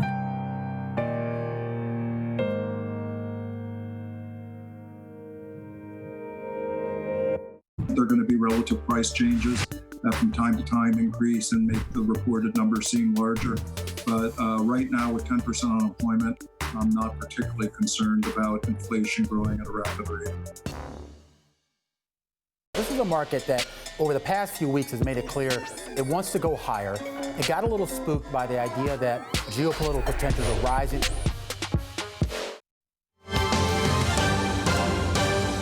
This is special coverage of the Democratic National Convention on Bloomberg Television and Radio. I'm David Weston. We are just moments away now from Democratic presidential nominee Joe Biden's acceptance speech in Wilmington, Delaware. Let's bring in our political contributors, Rick Davis and Jeannie Zaino, and also our chief Washington correspondent, Kevin Cirilli. So, Kevin, let me ask you, you're a loyal Pennsylvanian. Let's talk about the hard stuff of getting the working class, the white working class behind Joe Biden, the Western Pennsylvania, the Youngstown, Ohio, my home state of Michigan. What does Joe Biden need to do to speak to those workers tonight? He's got to talk directly to Scranton, Pennsylvania, his hometown, that President Trump was at just earlier this week. He's got to make the pitch that manufacturing jobs, mind you, the manufacturing sector, David, was in decline even before COVID-19 due to global forces. So he's got to make a pitch that manufacturing jobs are going to rebound, come back stronger. On the issue of energy policy, if he's going to back the Green New Deal, he's got to also walk a very narrow tightrope as it relates to fracking. Fracking crucial in a state like Pennsylvania to the economy in the Keystone State. But then he's got to look at the southwestern portion of the state along that border between Ohio and Pennsylvania, Connor Lamb country. Connor Lamb, of course, is that freshman Congress member who was able to flip a Trump district, a red district, in a special election of sorts, and then be able to win it back for Democrats. Right. He's a very different type of politician when you contrast him with someone like a freshman Congresswoman, Alexandria Ocasio-Cortez. Joe Biden, 10, 20 years ago, much more like a Connor Lamb. But will he now have to inherit the more progressive flank of the party? We don't know. So Rick Davis, a generation ago, Ronald Reagan did a version of this when he attracted some white working class people over to him, Democrats, Reagan Democrats, in places like Wayne County, back in my home state of Michigan. Can Joe Biden do the reverse this time? Well, I think one of the things you have to put into context is the Democrats kind of had those guys going into the election cycle last time around, and Hillary Clinton lost them to Donald Trump, primarily because she didn't really speak to their hopes, dreams, and aspirations. She didn't campaign in those districts. She took them for granted. So the question now is, who are those people? Because those jobs have been declining. And I think you look at it from a point of view of who's Trump's base, because that's about what he's got, and they're not likely to move. And these are more white rural males than they are those Wayne County people that you're describing. Those are now the suburbs of the cities that used to be dominated by the Democrats, and those are up for grabs. Donald Trump won those suburban voters last time because they didn't trust Hillary Clinton. The question tonight, in my view, is, and this is, you've seen the centrist messaging coming out of this convention, the battle for the suburbs is on, and Joe Biden is going to try and wreak as much havoc in those suburbs as he can. So, Jeannie, you're a political scientist. Is that what the battleground is going to be? It's the suburbs this time?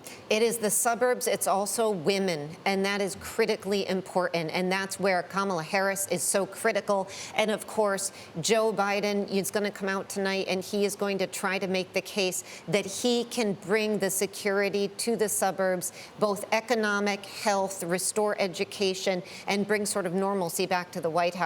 And it's stunning when you think that he ran at 29 in 1972, and it is 2020. And finally, after his entire life of pushing for this, he is going to be accepting this nomination. I mean, it's absolutely astounding, whether you like him or not, what a life he has led. So what about it, Kevin? There's a lot of talk from the president about law and order and safety, and specifically, as Jeannie says, about the suburbs, saying they're really coming after you in the suburbs.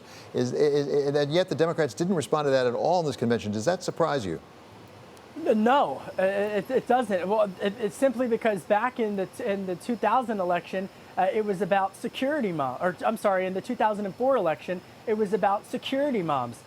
In the post 9/11 presidential cycle, Rick, you know this very well. It was the same type of argument that the late Senator John McCain also tried to make about experience and the commander-in-chief. Experience that they were going to be making. When I talk to sources on the president's re-election campaign, David, they say that they are fully prepared to have a security mom debate in 2020, a modern type of debate, as they would call it, on a host of different issues relating to law and order. And that, I think, when you look at the racial inequality and the racial unrest of the past several months that have really gripped the heart and consciousness of this country, it has been a very different lens in which, and social media feeds in which Americans were processing that and digesting that. And on the one hand, the way that someone consumed those racial unrest in the cities, in places like Wayne County and places like Scranton, Pennsylvania, is very different than the experiences that individuals underwent who actually reside in those cities. And that's why, behind the scenes, the Republicans are really saying essentially they're willing to draw that contrast in the weeks ahead up until November 3rd. Yeah, so we have been watching at the convention here a biopic, as they call it, of Joe Biden, produced by Mr. Guggenheim, a very distinguished documentary film producer. But right now, we're going to go to the nominee for the President of the United States. He is Mr. Joe Biden. Good evening. Ella Baker, a giant of the civil rights movement, left us with this wisdom: give people light, and they will find the way. Give people light. Those are words for our time. The current president has cloaked American darkness for much too long. Too much anger, too much fear, too much division. Here and now, I give you my word. If you entrust me with the presidency, I will draw on the best of us, not the worst. I will be an ally of the light, not the darkness. It's time for us, for we the people, to come together. And make no mistake, united we can and will overcome this season of darkness in America. We'll choose hope over fear, facts over fiction, fairness over privilege. I'm a proud Democrat, and I'll be proud to carry the banner of our party into the general election. So it's with great honor and humility I accept this nomination for President of the United States of America. But while I'll be a Democratic candidate, I will be an American president. I'll work hard for those who didn't support me, as hard for them as I did for those who did vote for me. That's the job of a president, to represent all of us, not just our base or our party. This is not a partisan moment. This must be an American moment. It's a moment that calls for hope and light and love. Hope for our future, light to see our way forward, and love for one another. America isn't just a collection of clashing interests of red states or blue states. We're so much bigger than that. We're so much better than that. You know, nearly a century ago, Franklin Roosevelt pledged a New Deal in a time of massive unemployment, uncertainty, and fear. Stricken by a disease, stricken by a virus, FDR insisted that he would recover and prevail, and he believed America could as well. And he did, and we can as well. This campaign isn't just about winning votes. It's about winning the heart and, yes, the soul of America. Winning it for the generous among us, not the selfish. Winning it for workers who keep this country going, not just the privileged few at the top. Winning it for those communities who have known the injustice of a knee on the neck. For all the young people who have known only America being rising inequity and shrinking opportunity. They deserve the experience of America's promise. They deserve to experience it in full. You know, no generation ever knows what history will ask of it. All we can ever know is whether we're ready when that moment arrives. And now history has delivered us to one of the most difficult moments America's ever faced. Four historic crises, all at the same time. A perfect storm. The worst pandemic in over 100 years. The worst economic crisis since the Great Depression. The most compelling call for racial justice since the 60s. And the undeniable realities and just the accelerating threats of climate change. So the question for us is simple. Are we ready? I believe we are. We must be. You know, all elections are important. We know in our bones this one is more consequential. As many have said, America is at an inflection point, a time of real peril, but also of extraordinary possibilities. We can choose a path of becoming angrier, less hopeful, more divided, a path of shadow and suspicion, or we can choose a different path and together take this chance to heal, to reform, to unite, a path of hope and light. This is a life-changing election. This will determine what America is going to look like for a long, long time. Character is on the ballot. Compassion is on the ballot. Decency, science, democracy, they're all on the ballot. Who we are as a nation, what we stand for, and most importantly, who we want to be, that's all on the ballot. And the choice could not be more clear. No rhetoric is needed. Just judge this president on the facts. 5 million Americans infected by COVID-19. More than 170,000 Americans have died. By far the worst performance of any nation on earth. More than 50 million people have filed for unemployment this year. More than 10 million people are going to lose their health insurance this year. Nearly 1 in 6 small businesses have closed this year. And this president, if he's reelected, you know what will happen. Cases and deaths will remain far too high. More mom and pop businesses will close their doors, and this time for good. Working families will struggle to get by. And yet the wealthiest 1% will get tens of billions of dollars in new tax breaks. And the assault on the Affordable Care Act will continue until it's destroyed, taking insurance away from more than 20 million people, including more than 15 million people on Medicaid, and getting rid of the protections that President Obama worked so hard to get passed for people who have 100 million more people who have pre-existing conditions. And speaking of President Obama, a man I was honored to serve alongside for 8 years as vice president, let me take this moment to say something we don't say nearly enough. Thank you, Mr. President. You were a great president, a president our children could and did look up to. No one's going to say that about the current occupant of the White House. What we know about this president is if he's given 4 more years, he'll be what he's been for the last 4 years. A president who takes no responsibility, refuses to lead, blames others, cozies up to dictators, and fans the flames of hate and division. He'll wake up every day believing the job is all about him, never about you. Is that the American you want for you, your family, your children? I see a different America, one that's generous and strong, selfless and humble. It's an America we can rebuild together. As president, the first step I will take will be to get control of the virus that has ruined so many lives. Because I understand something this president hasn't from the beginning. We will never get our economy back on track. We will never get our kids safely back in schools. We'll never have our lives back until we deal with this virus. The tragedy of where we are today is it didn't have to be this bad. Just look around. It's not this bad in Canada or Europe or Japan or almost anywhere else in the world. And the president keeps telling us the virus is going to disappear. He keeps waiting for a miracle.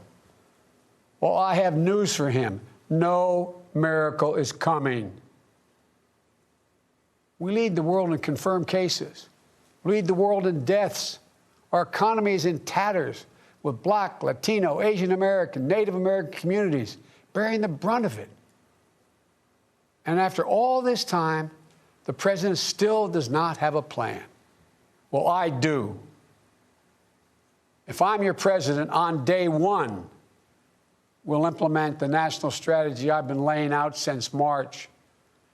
We'll develop and deploy rapid tests with results available immediately. We'll make the medical supplies and protective equipment that our country needs. And we'll make them here in America, so we will never again be at the mercy of China or other foreign countries in order to protect our own people. We'll make sure our schools have the resources they need to be open, safe, and effective. We'll put politics aside. We'll take the muzzle off our experts so the public gets the information they need and deserve. Honest, unvarnished truth. They can handle it. We'll have a national mandate to wear masks, not as a burden, but as a patriotic duty to protect one another. In short, we'll do what we should have done from the very beginning. Our current president has failed in his most basic duty to the nation. He's failed to protect us. He's failed to protect America. And my fellow Americans, that is unforgivable. As president, I'll make you a promise. I'll protect America. I will defend us from every attack, seen and unseen, always, without exception, every time. Look, I understand. I understand how hard it is to have any hope right now. On this summer night, let me take a moment to speak to those of you who have lost the most. I have some idea how it feels to lose someone you love. I know that deep black hole that opens up in the middle of your chest and you feel like you're being sucked into it. I know how mean and cruel and unfair life can be sometimes. But I've learned two things. First, your loved one may have left this earth, but they'll never leave your heart. They'll always be with you. You'll always hear them. And second, I found the best way through pain and loss and grief is to find purpose. As God's children, each of us have a purpose in our lives. We have a great purpose as a nation to open the doors of opportunity to all Americans, to save our democracy, to be a light to the world once again, and finally to live up to and make real the words written in the sacred documents that founded this nation, that all men and women are created equal, endowed by their Creator with certain inalienable rights, among them life, liberty, and the pursuit of happiness. You know, my dad was an honorable, decent man. He got knocked down a few times pretty hard, but he always got back up. He worked hard, and he built a great middle-class life for our family. He used to say, Joey, I don't expect the government to solve my problems, but I sure in hell expect them to understand them. And then he'd say, Joey, a job is about a lot more than a paycheck. It's about your dignity. It's about respect. It's about your place in the community. It's about being able to look your kid in the eye and say, honey, it's going to be okay, and mean it. I've never forgotten those lessons. That's why my economic plan is all about jobs, dignity, respect, and community. Together we can and will rebuild our economy. And when we do, we'll not only build back, we'll build back better. With modern roads, bridges, highways, broadband, ports and airports as a new foundation for economic growth, with pipes that transport clean water to every community, with 5 million new manufacturing and technology jobs, so the future is made in America. With a healthcare system that lowers premiums, deductibles, drug prices, by building on the Affordable Care Act he's trying to rip away. With an education system that trains our people for the best jobs of the 21st century. There's not a single thing American workers can't do. And where cost doesn't prevent young people from going to college and student debt doesn't crush them when they get out. With a child care and elder care system that makes it possible for parents to go to work and for the elderly to stay in their homes with dignity. With an immigration system that powers our economy and reflects our values. And with newly empowered labor unions. They're the ones that built the middle class. With equal pay for women, with rising wages, you can raise a child on, a family on. And yes, we're going to do more than praise our essential workers. We're finally going to pay them. Pay them. We can and we will deal with climate change. It's not only a crisis, It's an enormous opportunity. An opportunity for America to lead the world in clean energy and create millions of new, good-paying jobs in the process. And we can pay for these investments by ending loopholes, unnecessary loopholes, and the president's $1.3 trillion tax giveaway to the wealthiest 1% and the biggest, most profitable corporations, some of which do not pay any tax at all. Because we don't need a tax code that rewards wealth more than it rewards work. I'm not looking to punish anyone. Far from it. But it's long past time the wealthiest people and the biggest corporations in this country paid their fair share. And for our seniors, Social Security is a sacred obligation, a sacred promise made. They paid for. The current president is threatening to break that promise. He's proposing to eliminate a tax that pays for almost half the Social Security without any way of making up for that lost revenue, resulting in cuts. I will not let that happen. If I'm your president, we're going to protect Social Security and Medicare. You have my word. One of the most powerful voices we hear in the country today is from our young people. They're speaking to the inequity and injustice that has grown up in America. Economic injustice, racial injustice, environmental injustice. I hear their voices. If you listen, you can hear them too. And whether it's the existential threat posed by climate change, the daily fear of being gunned down in school, or the inability to get started in your first job, it will be the work of the next president to restore the promise of America to everyone. And I'm not going to have to do it alone, because I'll have a great vice president at my side. Senator Kamala Harris, she's a powerful voice for this nation. Her story is the American story. She knows about all the obstacles thrown in the way of so many in our country. Women, Black Americans, South Asian Americans, immigrants, the left out and the left behind. But she's overcome every obstacle she's ever faced. No one's been tougher on the big banks and the gun lobby. No one's been tougher in calling out the current administration for its extremism, its failure to follow the law, its failure to simply tell the truth. Kamala and I both draw from our families. That's where we get our strength. For Kamala, it's Doug and their families. For me, it's Jill and ours. I've said many times, no man deserves one great love in his life, let alone two. But I've known two. After losing my first wife in that car accident, Jill came into my life. She put our family back together. She's an educator, a mom, a military mom, and an unstoppable force. If she puts her mind to it, just get out of the way. She's going to get it done. She was a great second lady, and I know she'll make a great first lady for this nation. She loves this country so much. And I'll always have the strength that can only come from family. Hunter, Ashley, all our grandchildren, my brothers, my sister, they give me courage. They lift me up. While he's no longer with us, Bo inspires me every day. Bo served our nation in uniform. A year in Iraq, a decorated Iraqi war veteran. So I take very personally the profound responsibility of serving as Commander-in-Chief.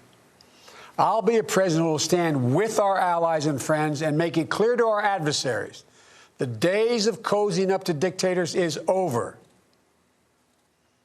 Under President Biden, America will not turn a blind eye to Russian bounties on the heads of American soldiers. Nor will I put up with foreign interference in our most sacred democratic exercise, voting. And I'll always stand for our values of human rights and dignity. I'll work in common purpose for a more secure, peaceful, and prosperous world. History has thrust one more urgent task on us.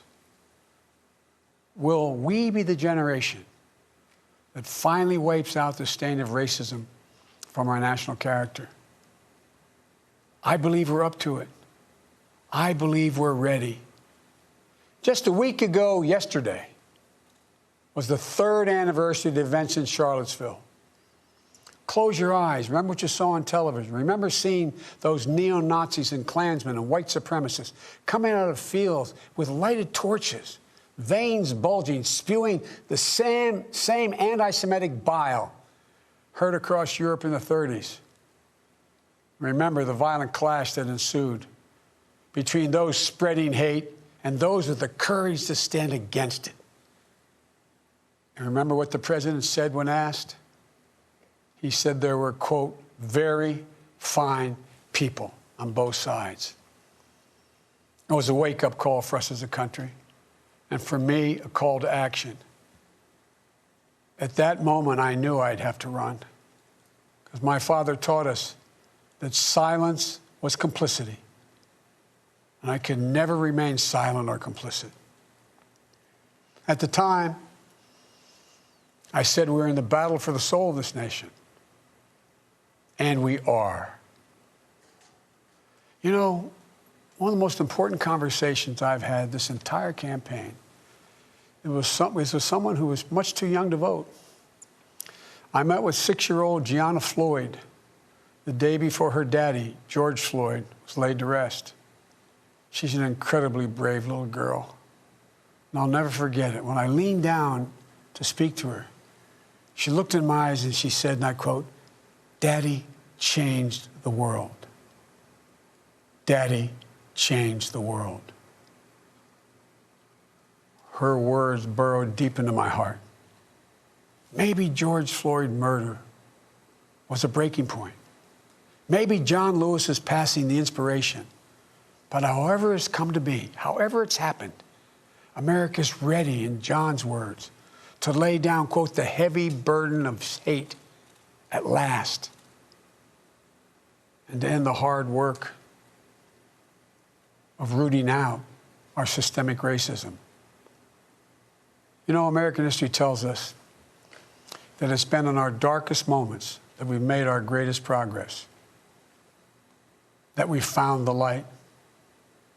In this dark moment, I believe we're poised to make great progress again, that we can find the light once more. You know, many people have heard me say this, but I've always believed you can define America in one word: possibilities. The defining feature of America: everything is possible. That in America, everyone, and I mean everyone, should be given an opportunity to go as far as their dreams and God-given ability will take them. We can never lose that. In times as challenging as these, I believe there's only one way forward. As a united America, united in our pursuit of a more perfect union, united in our dreams of a better future for us and for our children, united in our determination to make the coming years bright. Are you ready? I believe we are. This is a great nation. We're a good and decent people. For the Lord's sake, this is the United States of America. And there's never been anything we've been able to accomplish when we've done it together. The Irish poet Seamus Heaney once wrote, "History says, don't hope on this side of the grave, but then, once in a lifetime, the longed-for tidal wave of justice can rise up and hope and history rhyme. This is our moment to make hope and history rhyme. With passion and purpose, let us begin, you and I together, one nation, under God, united in our love for America, united in our love for each other. For love is more powerful than hate. Hope is more powerful than fear. And light is more powerful than dark. This is our moment. This is our mission. May history be able to say that the end of this chapter of American darkness began here tonight, as love and hope and light join in the battle for the soul of the nation. And this is a battle we will win, and we'll do it together. I promise you. Thank you, and may God bless you, and may God protect our troops. Good night. We have been listening to Democratic presidential nominee Joe Biden accepting his nomination at the Democratic National Convention, which concludes the convention as his wife, Dr. Jill Biden, comes out to give him a hug, and people are applauding on Zoom, as it were, at this virtual convention. A really stirring speech, I must say, from someone who's not known for stirring speeches necessarily, about 25 minutes long. At the very beginning, he said that this is a time of great peril, but also of great possibilities. And he said that character, compassion, and decency are all on the ballot. And then he went through the issues that are important to him if he were to actually assume the role of President of the United States, leading off, of course, with COVID-19, going on to jobs, climate, and the security of the elderly. Still with us are Bloomberg contributors Rick Davis and Jeannie Zaino for some final thoughts. Jeannie, I'll let you go first. What was your reaction? You know, I don't think I've ever seen Joe Biden quite as emotional as he was and really pulling at the heartstrings and imploring people that he could bring back the lightness, bring back the hope to the American public. And I think to that extent, I was surprised by how effective I thought the speech was. I thought they also did a very good job of showing him up close, speaking in a very personal manner to the American public. And as you mentioned, talking about what he calls these 4 crises, and ending on the issue that got him into this campaign, which was Charlottesville, and the president saying after the white supremacist march that there are good people on both sides, which he said stirred him to run. And now, after all of that and 50 years in public service, he has now wrapped up this nomination. It was quite a night. And Rick, he did set some priorities. He said on day one he would address the thing we have to address before we can address anything else, and that is the disease, the COVID-19, saying we'll never get the economy back on track, we'll never get our kids back in school, we won't get our lives back on track until we beat this virus, and really condemning, I think it's fair to say, President Trump for his handling of it. He said it didn't have to be this bad. That's right. I mean, he was going to be the optimism to Trump's pessimism. And the theme of the whole speech was light versus darkness. Finally, a backdrop that looked presidential in this convention. I thought the whole thing was staged very nicely, and he was well rehearsed. That speech was flawless. Anybody who wants to wait and see whether he was going to trip up, if Donald Trump had his finger on the Twitter trigger, he's going to be disappointed tonight because Biden did a great job. I would say your point about the day one of his presidency is to get on to getting this COVID response done right.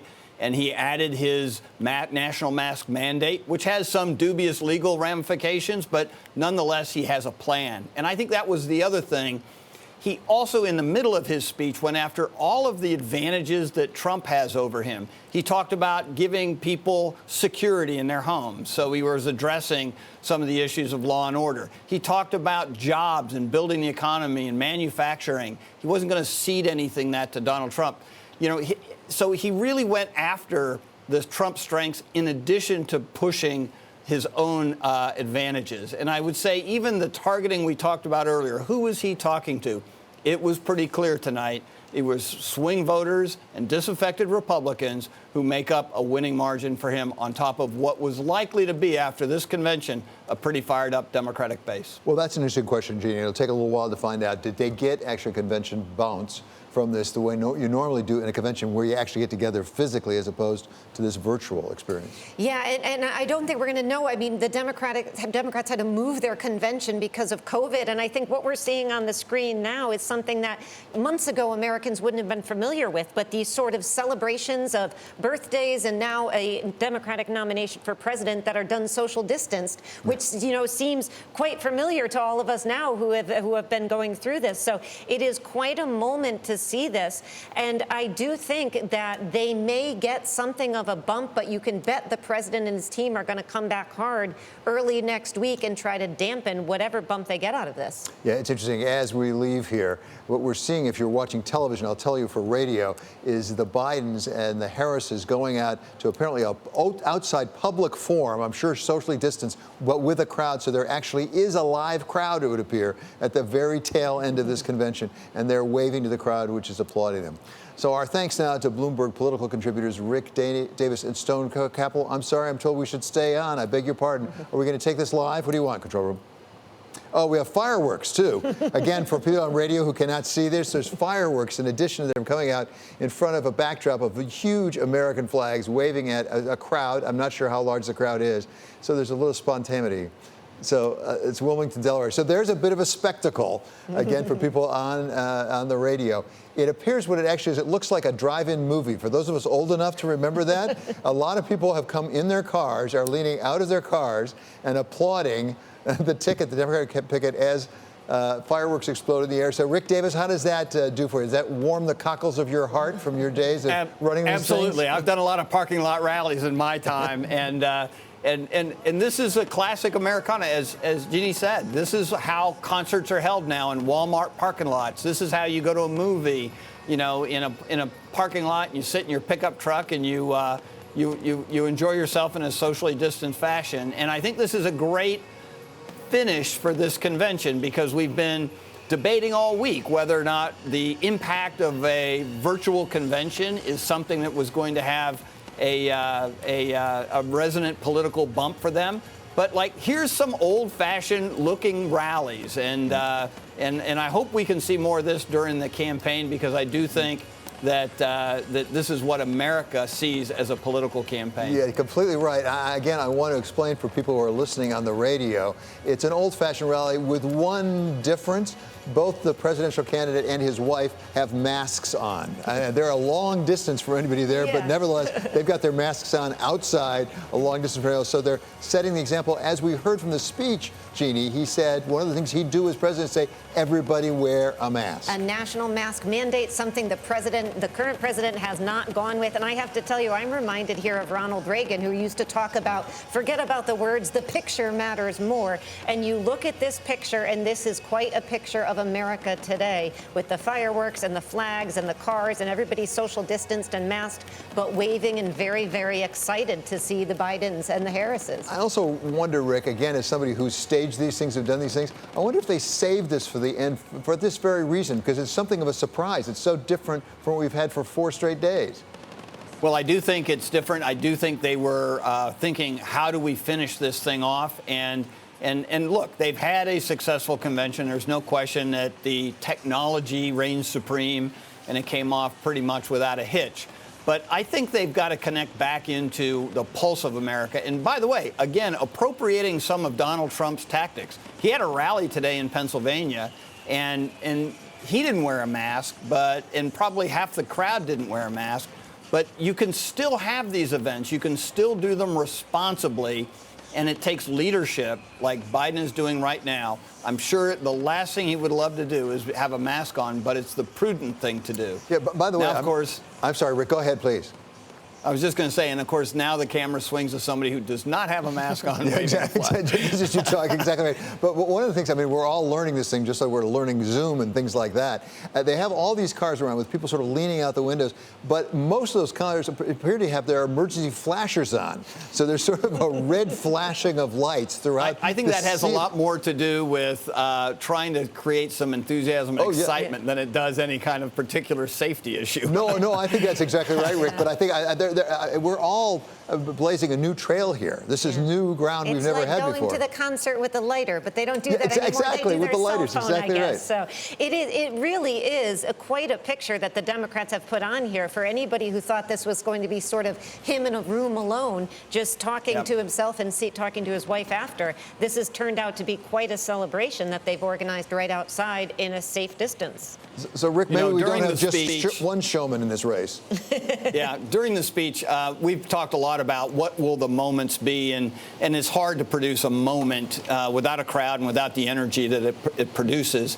But I would say in Biden's speech, especially during the national security portion, when he talked about his son, Beau, you could tell that that was an emotional moment for him. And I think that probably connected as much as any other thing. Forget the issue.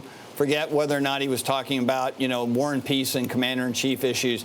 his touching faith in his son and his proudness of his son as a uniformed military serviceman really came through. He projects a lot of empathy anyway, but I thought that was one of the high points as a way for him to touch the public. Yeah, and we have seen that from Joe Biden before in talking about Beau, but certainly you saw it tonight, and you saw the tears in his eyes as his voice almost faltered. At the same time, there was quite a range, I thought, of emotion, Jeannie, because he also got almost angry when he's talking about foreign policy and standing up to dictators and really standing by our allies. Yeah, very strong language. And I think, the difficulty for Donald Trump here is that Joe Biden has really upped the ante. We had talked earlier in the week that Donald Trump wanted to sort of paint Joe Biden as a puppet of the left, as somebody who was going to be pushed around. And you heard here tonight Joe Biden reintroduce himself to the American public and say, this is me, this is my story. And it is going to be very, very difficult now for Donald Trump to paint him as if he's not there and he's just being used by the left or portions of the party. So it appears well, and Jeannie, you're right, too, is that they also painted him as feeble, right? Yeah. Oh, watch this speech. He's going to barely bumble his way through it. And they even invested in TV commercials to echo that. And Donald Trump was talking about it all day today. Well, Joe Biden just blew a hole in that. Yeah. Okay, well said. And as the Bidens and the Harrises leave the stage with the flashing lights still there, but the fireworks are over, we're going to end as well. Our many thanks now to Bloomberg political contributors Rick Davis of Stone Court Capital and Jeannie Zaino, professor of political science at Iona College. Tomorrow on Balance of Power, we'll have much more coverage and analysis of the Democratic Convention. Plus, look ahead to next week when we get the Republican Convention. Bloomberg Markets Asia is up next. This has been coverage of the Democratic National Convention on Bloomberg Television and Radio. I'm David Weston, and this is Bloomberg.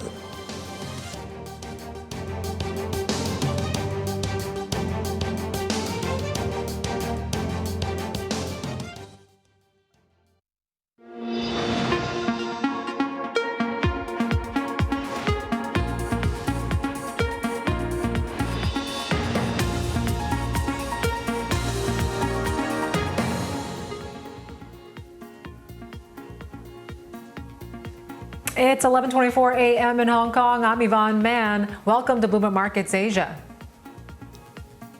And I'm Haslinda Amin in Singapore. Let's get straight to the markets. We have Asia in the positive, reversing yesterday's losses, tracking the gains in the U.S. The love for technology continues to drive sentiment with the NASDAQ at a record, even though U.S. jobless claims rose to more than 1 million. We have the Asia-Pac index currently up by about 0.9%. The tech index here in Asia extending gains to about 1%, 1.5% right now, recovering from an almost 3% tumble yesterday, with the likes of TSMC and Samsung posting their worst days since the sell-off in March. Now let's bring in Kyung-Hwa Kim from MLive Asia. Kyung-Hwa, take us through the movements in the markets right now with the U.S. and Asian indexes near record highs. Where do they go from here? Right, Haslinda.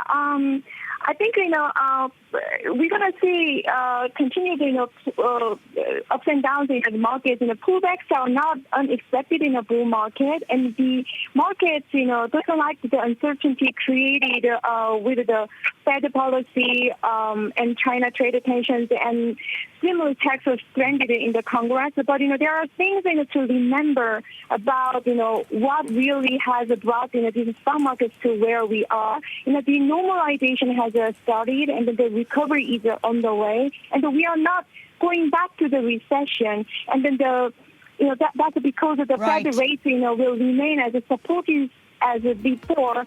We had some of the we saw jobless claims in the U.S. back up over 1 million market, but that means we will need. We have to leave it there. Kyung-Hwa Kim from MLive Asia team still ahead.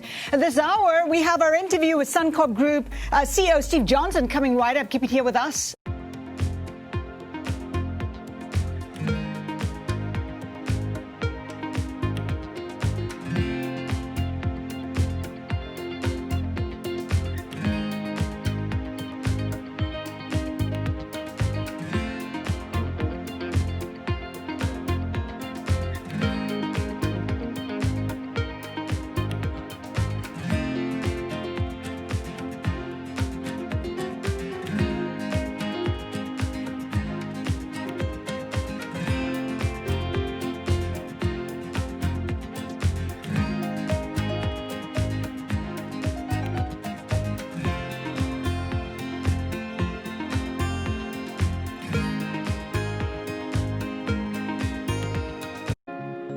when everything around us, including the way we work and live, has been interrupted, uninterrupted service is peace of mind. Juzi from customer support is responding to a 500% increase in daily call volume, no matter what. We keep on, so you can keep on.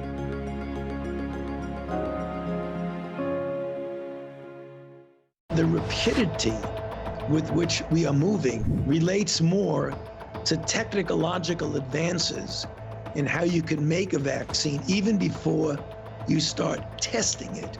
That makes me confident that we are going to do everything we can to determine safety. We're expecting the gold price to settle at a new base. We're going to see lots of volatility over the next while. This is an unprecedented global event.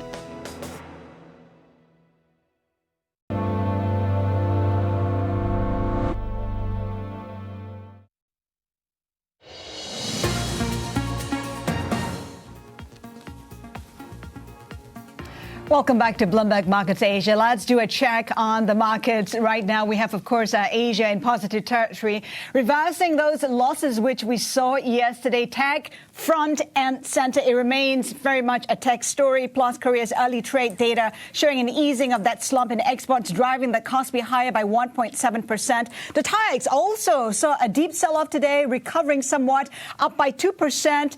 We saw foreigners dumping local stocks the most in 2 weeks. The Nikkei 225 up 0.3%, back from that lunch break, gaining for the day.